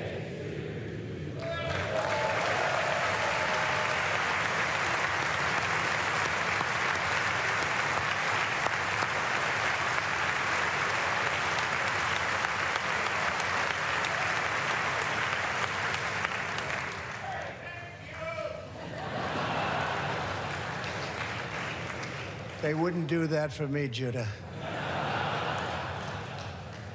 Judah says he can still remember the exact moment nearly 75 years ago, after 10 months in a concentration camp, when he and his family were put on a train and told they were going to another camp. Suddenly, everything about Judah Samet's story is incredible, and seeing Donald Trump turn it into a political prop is truly disgusting. Judah's family braced for the absolute worst. Then his father cried out with joy, "It's the Americans, it's the Americans."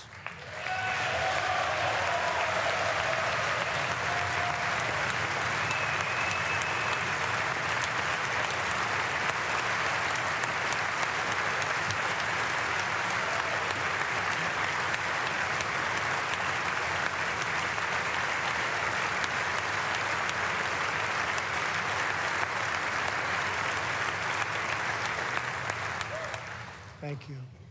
A second Holocaust survivor who is here tonight, Joshua Kaufman, was a prisoner at Dachau. He remembers watching through a hole in the wall of a cattle car as American soldiers rolled in with tanks. To me, Joshua recalls, the American soldiers were proof that God exists. And they came down from the sky. They came down from heaven. I began this evening to see these stories turned into these political props for Donald Trump, who has coalesced anti-Semitism and white nationalism, is one of the most disgusting things in a long time in a State of the Union address. Stormed the beaches of Normandy. Herman was one of the American soldiers who helped liberate Dachau.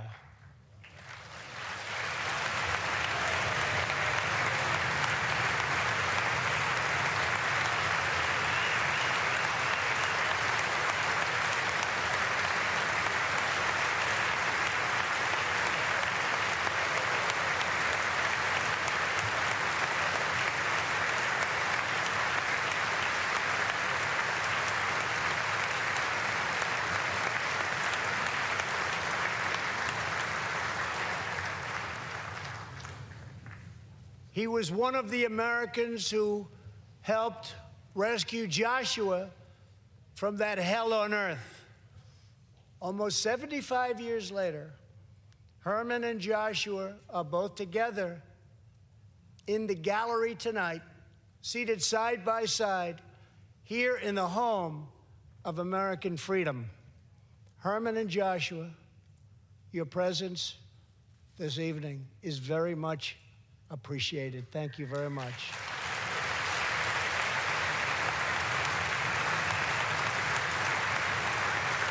one of the most disgusting displays of um, everything that you could possibly imagine would go wrong at a Trump State of the Union. What can we even say? Sickening. I see people in the chat saying, a lot of people, it is sickening. Thank you. When American soldiers set out beneath the dark skies over the English Channel in the early hours of D-Day 1944, they were just young men of 18 and 19 hurtling on fragile landing craft toward the most momentous battle in the history of war. They did not know if they would survive the hour. They did not know if they would grow old, but they knew that America had to prevail. Their cause was this nation and generations yet unborn. Why did they do it? They did it for America. They did it for us. Everything that has come since our triumph over communism, our giant leaps of science and discovery, our unrivaled progress towards equality and justice, all of it is possible thanks to the blood and tears and courage and vision of the Americans who came before. Think of this Capitol. Think of this very chamber where lawmakers before you voted to end slavery, to build the railroads and the highways, and defeat fascism, to secure civil rights, and to face down evil empires. Here tonight, we have legislators from across this magnificent republic. You have come from the rocky shores of Maine and the volcanic peaks of Hawaii, from the snowy woods of Wisconsin and the red deserts of Arizona, from the green farms of Kentucky and the golden beaches of California. Together, we represent the most extraordinary nation in all of history. What will we do with this moment? How will we be remembered? I ask the men and women of this Congress, look at the opportunities before us. Our most thrilling achievements are still ahead. Our most exciting journeys still await. Our biggest victories are still to come. And please stop the investigation. We have not yet begun to dream. We must choose whether we are defined by our differences or whether we dare to transcend them. We must choose whether we squander our great inheritance or whether we proudly declare that we are Americans. We do the incredible. We defy the impossible. We conquer the unknown. This is the time to reignite the American imagination. This is the time to search for the tallest summit and set our sights on the brightest star. Wrap it up, This please. is the time to rekindle the bonds of love and loyalty and memory that link us together as citizens, as neighbors, as patriots. This is our future, our fate, and our choice to make. I am asking you to choose greatness. No matter the trials we face, no matter the challenges to come, we must go forward together. We must keep America first in our hearts We must keep freedom alive in our souls. And we must always keep faith in America's destiny. That one nation, under God, must be the hope and the promise and the light and the glory among all the nations of the world. Thank you, God bless you, and God bless America. Thank you very much. Meaningless political platitudes delivered poorly, I think, is the way that I would sort of sum up this State of the Union address. A particularly poorly delivered speech, touted as uniting, but talked about abortion and demanded money for the wall and made political props out of people who, quite frankly, don't deserve it. And it's really a disturbing speech in a way that no recent State of the Union address, certainly none by President Obama, nor even George W. Bush, have approached.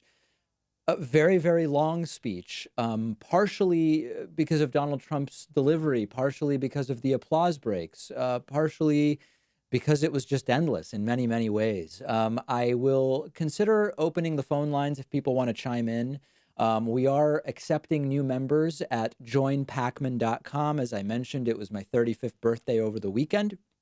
So what better thing to do than to offer a $35 discount off of our $60 memberships with the code SAVE35. If we get just a couple more new members, I will open up the phone lines momentarily at 617-830-4750 if people want to chime in. An extraordinarily bizarre speech, getting endless texts here. With different views about what we saw. To call it a uniting speech as it was billed, I don't think anybody can argue is what took place. To call it a speech that maybe was in some way effective for Trump's base, I think you maybe have a point there. I think that would be the strongest case, the strongest case that could be made. And disappointing. There will be plenty of time for the policy analysis and so much else that that needs to be discussed. And I just don't even know where to go. Let's see if I can. Okay, let's see if we can get set up now to take calls from people. I will thank a bunch of the new members who have signed up. 617-830-4750. I will open up the phone lines. Let me thank Carlos Cajas, Carlos Soto, Kevin Carpenter, Lee Lim, Dusty Hurd, Joanna Artone, Donna Muller, Linda Sharp, Stuart Hazard, Daniel Johnson, Ian Nelson, Carter Link, Jillian Plaster, Prakash Kumar, Brandon Roach, and Paul Flores, and so many different people who have signed up while we have been watching Donald Trump deliver truly one of the most bizarre State of the Union addresses that I can recall, in length, in its use of political props, in just about every way. So let's see what's on people's minds at 617-830-4750. I will mention that we still have this coupon code going. If you appreciate the live streams, if you want more live streams, sign up for a membership at joinpacman.com. It's our primary source of funding. There's a coupon code available to you, SAVE35. If you apply that coupon code to the $60 a year membership, where it says coupon code on the second page of the sign up, you will save $35 off of the $60 membership, which is a very, very exciting thing. Okay, so let me get set up here with our phone system, which is very, very quickly blowing up. There are actually so many people calling in that I'm having trouble getting connected myself. Let's see if we can I need to get connected to the system, or we're not going to be able to take any phone calls. Let's see what we can do here. 617-830-4750. Momentarily, I should be able to take phone calls. Let's see if I can make it happen.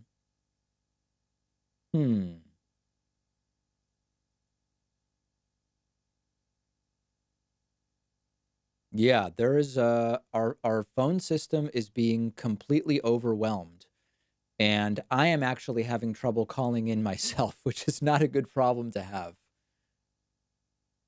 Wow. Okay, I'm going to reset the phone system real quick. I apologize, but this is going to probably disconnect everybody who has called in.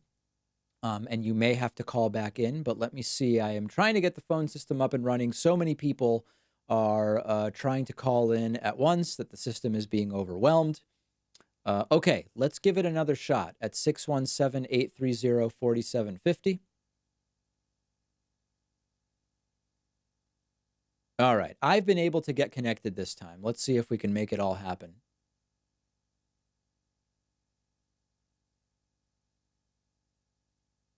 Okay, I think it's working at 617-830-4750. Let's give it a shot. Let's go to our caller from the 541 area code. Caller from 541, is it working? Can you hear me? Can we hear you? 541, are you there? 541 is gone. All right. Let's try our caller from the 929 area code. Caller from 929, are you there? Hi. Hey, 929, what's going on? Hi, David. I'm a big fan of the show. I was just wondering, what are you expecting from like the Democratic response to the State of the Union?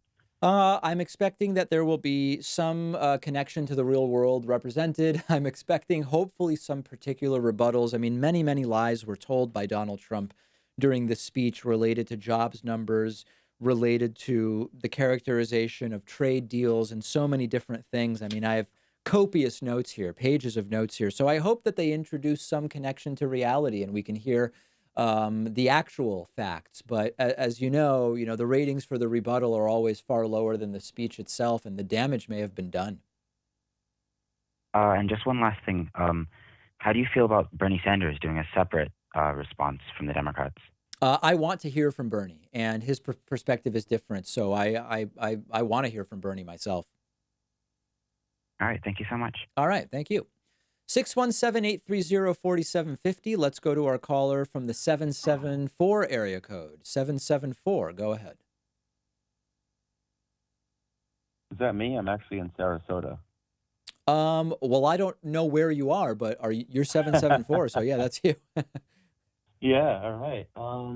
My thing is, I think that Trump's advisors and or Trump decided to make this go long to not only bite into the Democrat time, but also he wants to egotistically say that he's had the longest State of the Union ever. I really believe that. You know what? That's not nearly the craziest thing I've heard. I do think that this was timed, Sure. that this was designed to go long for a number of different reasons. Yeah, I mean, I can't disagree with you. Okay, all right. Seems like we lost that caller. Maybe he was just stunned by my agreement. Let's go to the 978 area code. And is Oh, 978 shit. Boston area? Yeah. Hey, what's going on? Hey. Hey, David. I'm from Boston or Okay, around good. the area. My question is, I was thinking about this. Do you think it's good for Bernie and AOC to kind of just avoid the whole Venezuela topic right now because they'd just be smeared with the whole socialism thing if they said, "Oh, don't invade Venezuela"? Listen, here's the thing about Venezuela. I don't know if you've seen any of the clips I've done about it, but if basically everybody is being couched as either a socialist or a neocon imperialist. And I'm trying to actually, explain what's going on there as I see it and explain that I'm against intervention, but I'm against Maduro and Yeah, that, me too. sanctions have not been solely responsible for the downfall because actually there haven't really been that many economic sanctions up until more recently. I think that what you're right about is that the Venezuela topic is very, very toxic right now. And I don't know that there's political upside for them, but these are, prominent elected officials. They also can't really ignore it, practically speaking. Yeah, that's true. Yeah. Yeah. Also, I think that like saying we should be more social democrats rather than like being in favor of social democracy rather than socialism is a better way to get people on our side.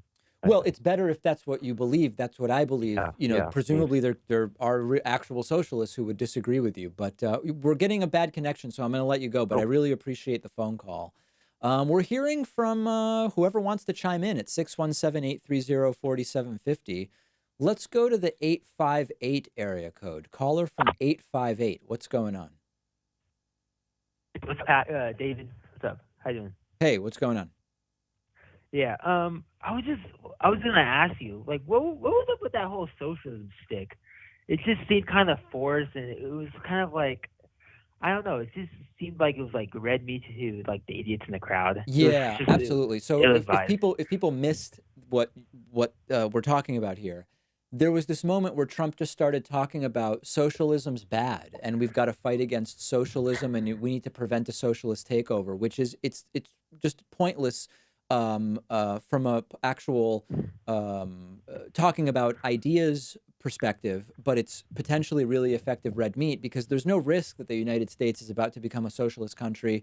There's barely any actual socialists in the United States. We're basically talking about a debate between less regulated capitalism and more regulated capitalism. And it was bizarre to see him just start insulting socialism, but maybe that's effective for his base. Maybe his base likes to see that stuff. Yeah, I mean, it's yeah, we need help. Okay, thanks, David. Yeah, I don't know any other way to put it. Thanks to Cynthia Figueroa and Daniel Bylan and Deborah Arden, who have just signed up using the membership special that you see on your screen. Let's go to the 703 area code. 703 is Virginia, right? Oh, yeah, it is. Hey, what's going on in Virginia today? Hey. Well, yeah, being 20 minutes away from the government, yeah, just politics constantly in the news here. Yeah. And it's really interesting to me how he didn't talk about or he didn't come close to declaring a national emergency or hinting at that at all. Correct. Which I thought he might hint at and just kind of strike fear in the Democrats to try and make them come to the table and provide some money for border security. I don't even know that it would But work though. I mean, if I'm Nancy Pelosi right now and I think Trump is getting so belligerent about border wall funding that he might declare a national emergency, I don't know that that gets me to give him money for the wall. I think that gets me to hold even firmer and say that's his political risk to take.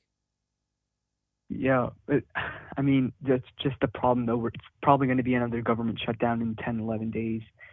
Then everybody here is going to be furloughed, laid off work. It just we can't, just at least here in the DC area, speaking for me and what I'm seeing from people, government workers, we just can't have that again. So, I mean, I hope Trump just quits. I know he's probably not going to do that. Yeah. But if he moves on to some of the other issues he talked about that could actually be bipartisan, I forgot specifically, but he was talking about childhood cancer and all these other things that aren't so polarizing that But could the thing actually. is, those are barely political issues because everybody just agrees, you know, like who doesn't want to cure cancer? It's a question of how do we do it? What money do we devote to it?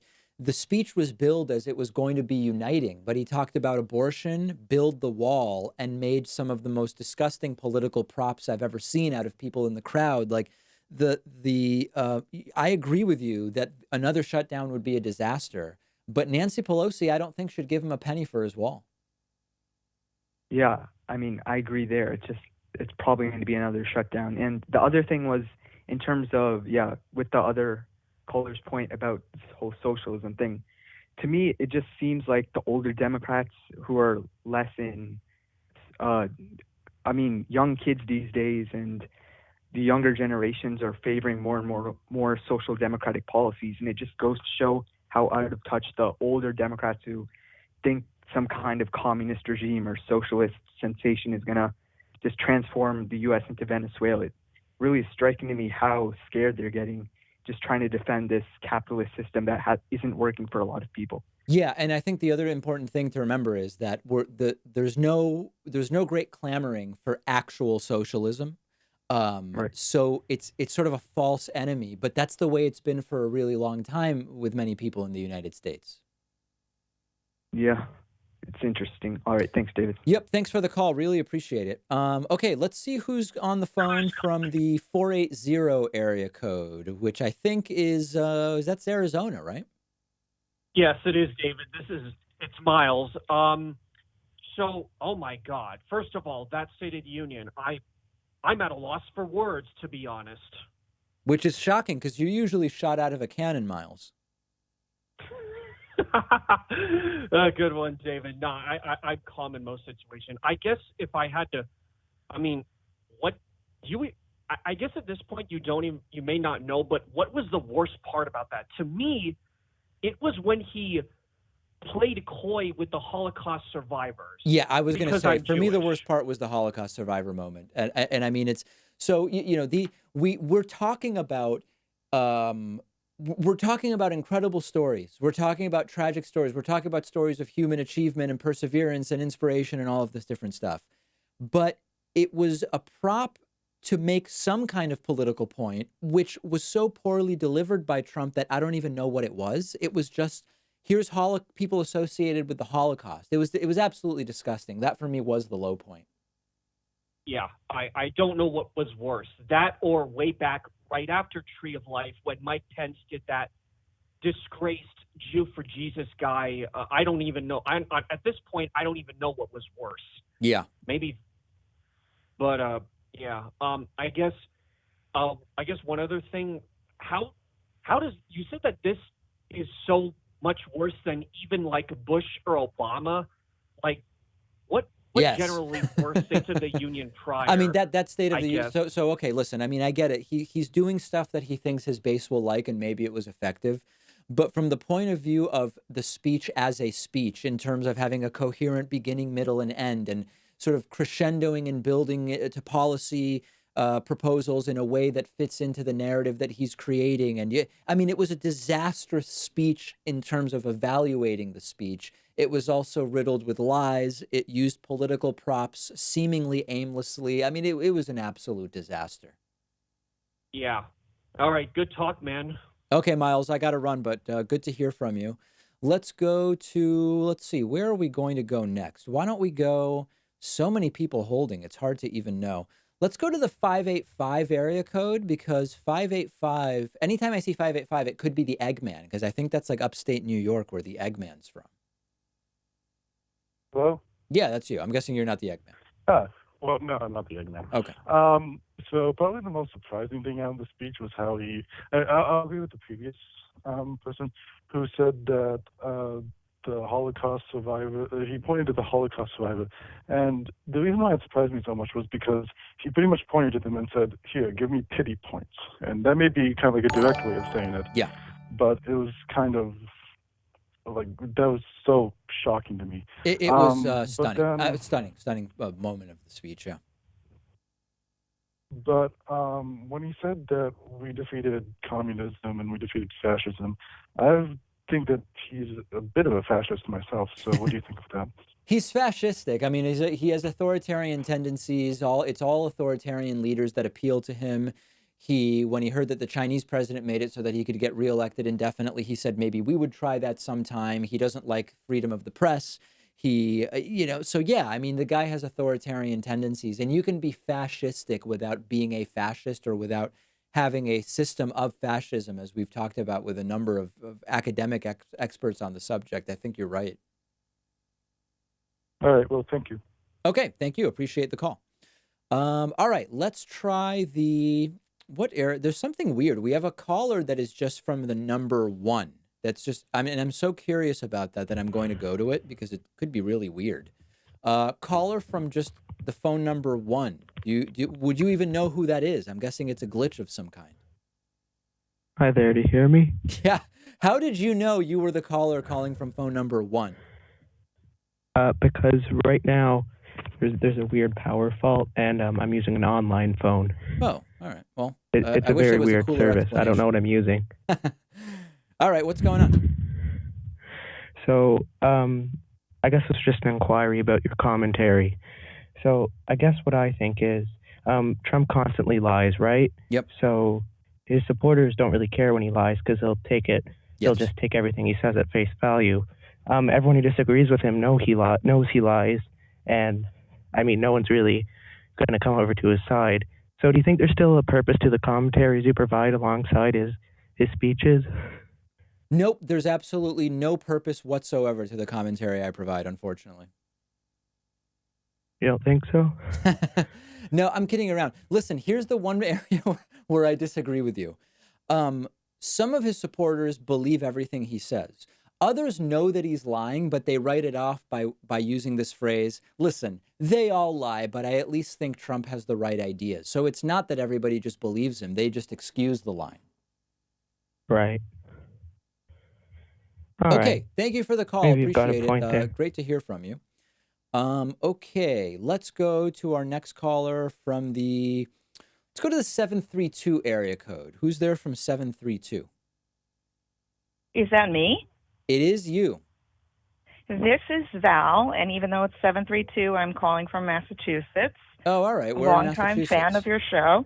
Agawam. Oh, okay. You know, Agawam, interesting fact about Agawam is that Agawam has the first zip code of the country, 01001. And I don't know why that would ever be useful to anyone, but that's it. It is a fun fact, though, Yeah, isn't it? it is. Anyway, I just want to let you know two things. Number one, I love it when you say that people are shot out of a cannon. Okay. I'm not sure where you got that from, but I love it. Okay, good. Anyway, the other question I had was that, did you notice that the women that were all wearing white, obviously they were shouting USA? They were like joining in with the USA chanting. I Yeah. thought that was a little bit, I don't know if they were trying to mock. No, the they weren't mocking. I situation. think the idea What was your take on that? they were trying to take ownership of it, right? That because they chanted, if I recall correctly, the contingent of women dressed in white who are I believe it's all new first year female elected officials, and I think that they're all Democrats, although I'm not 100% Yeah. sure. The idea was when Trump started talking about record number of women, et cetera, they started chanting USA to sort of say, this is what the USA is and should be. I think that was, they were sort of trying to take ownership of it and make the USA chant their own. Okay.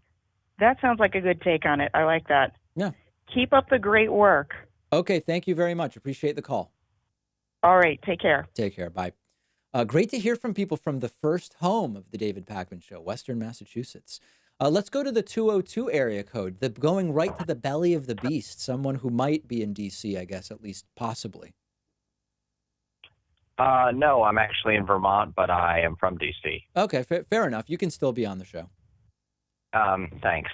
I have a question not related to I have one question related to politics and another question not related to politics. Okay. First, do you think Andrew Yang has a legitimate shot at the presidency? Because a lot of people are like, oh, his him wanting to give out a universal basic income, that's just going to make inflation skyrocket and people aren't going to take him seriously.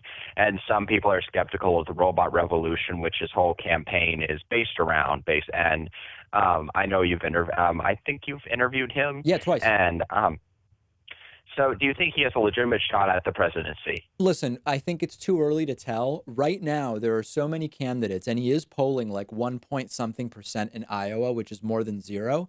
He has run the numbers, and the logic that he's presenting is that based on the number of people who actually participate in the Iowa caucuses, he can get a plurality of the votes if you have the number of candidates that you currently have with something like 30 or 40,000 votes, I think it is, which is a reasonable number for almost anyone who has a campaign infrastructure.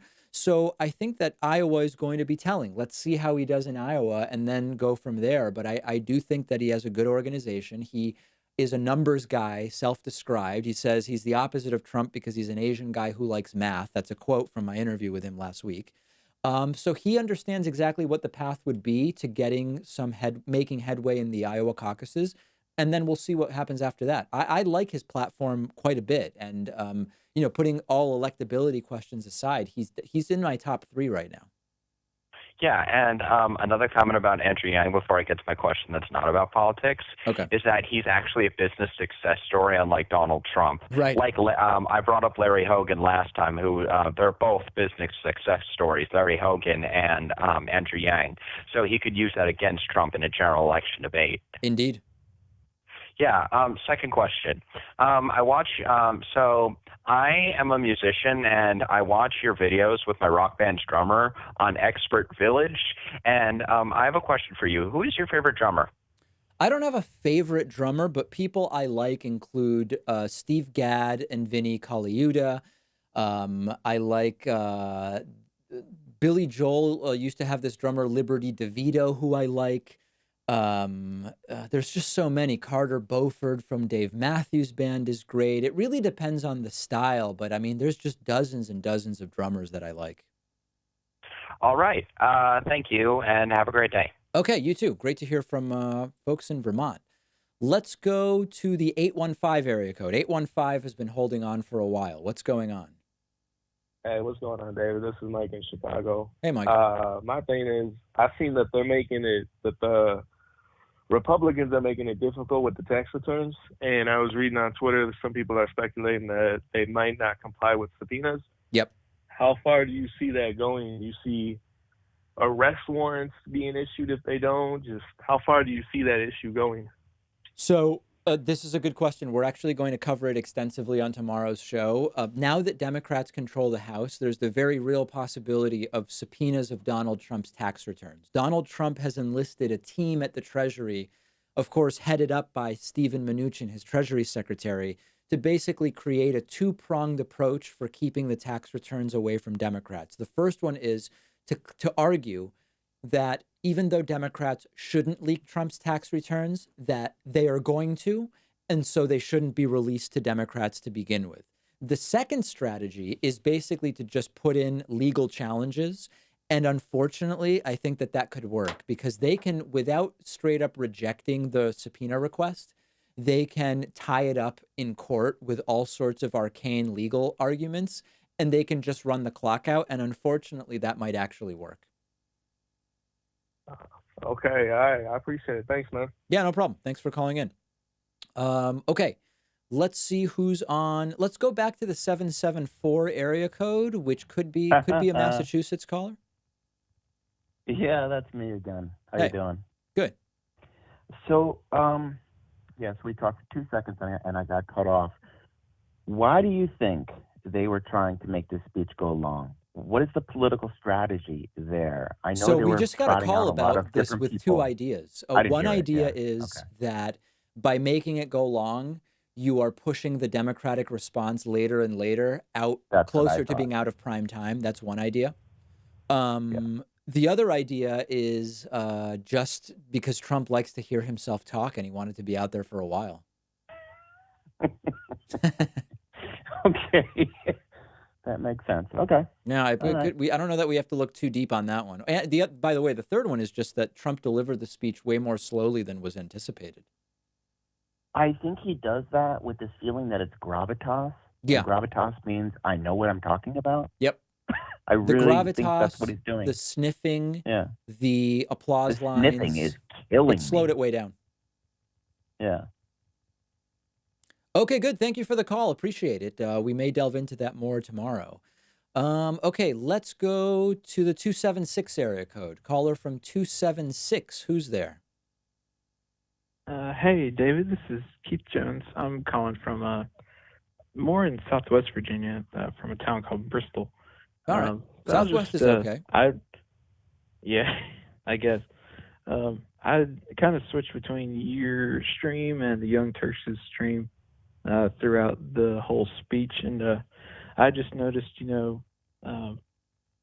Trump just seemed like he was on Ambien the whole speech. He just talked so slow. It was just so hard to pay attention.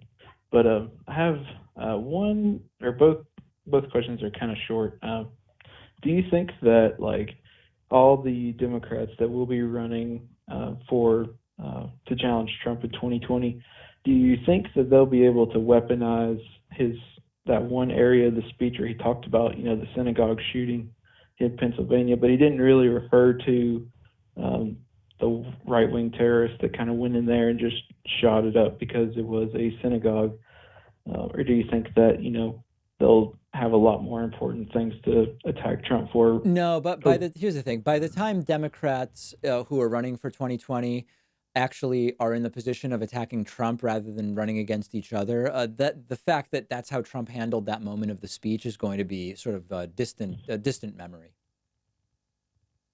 Yeah, I figured so. It was just one of those little things that like irked me because Jank on the Young Turk stream was just constantly begging Trump to be like, are you going to denounce the right wing terrorism? And I was like, no. There was no You chance of probably that. There won't. was zero chance Yeah. that that was going to happen. And then my second other smaller question is really the last election in 2016 was kind of the first one. I'm only 24 years old, so was the 2016 election was the one I really like paid attention to from the primary all the way up to the general, and seeing 17 Republicans on one stage trying to fight for 2 seconds of attention. Do you think that even if this Democratic field swells to even that big or even bigger, how do you think that somebody like Bernie Sanders or Tulsi or whatever kind of progressive voice, what do you think they're going to have to do to stand out amongst all these corporatist Democrats? Well, it's going to depend on who you're talking about. I think Medicare for All is going to be a litmus test, and we've already seen Kamala Harris sort of soften from the original position of it's got to be Medicare for all. So I think that whether they hold steady or sort of waver on Medicare for all could be a distinguishing factor. But I actually think it's sort of a little too early to tell what the dividing lines are going to be at this point in time, because a lot of it is going to be determined by, number one, what's going on with the economy at the time. Number two, as the race keeps going, because the next 6 months we could either have a continuation of what we've seen economically or a reversal that would impact the conversation. The narrative around Trump's criminality is probably going to impact the tone and tenor of the race. So I think it's early, but I do think that Medicare for All is going to be a big factor. Yeah, definitely. I also think a lot of those corporate Democrats, they're not going to have, the not really the ability, but the conviction that somebody like Bernie Sanders or even, or definitely Bernie, but even somebody like Tulsi or Elizabeth Warren will have to, convey that message to the American people watching that, I'm definitely for this and I will not, turn my back the next day or, walk it back in any way. Yeah, I'm not so sure about Tulsi. I mean, I did a segment today. I've crossed Tulsi off my list, and I'm that it's not for me. So I don't. I'm going to sort of be following her a little bit less closely now that I've sort of decided that that's not somebody that I can support. But I think you're completely right that Bernie's not even running yet, by the way.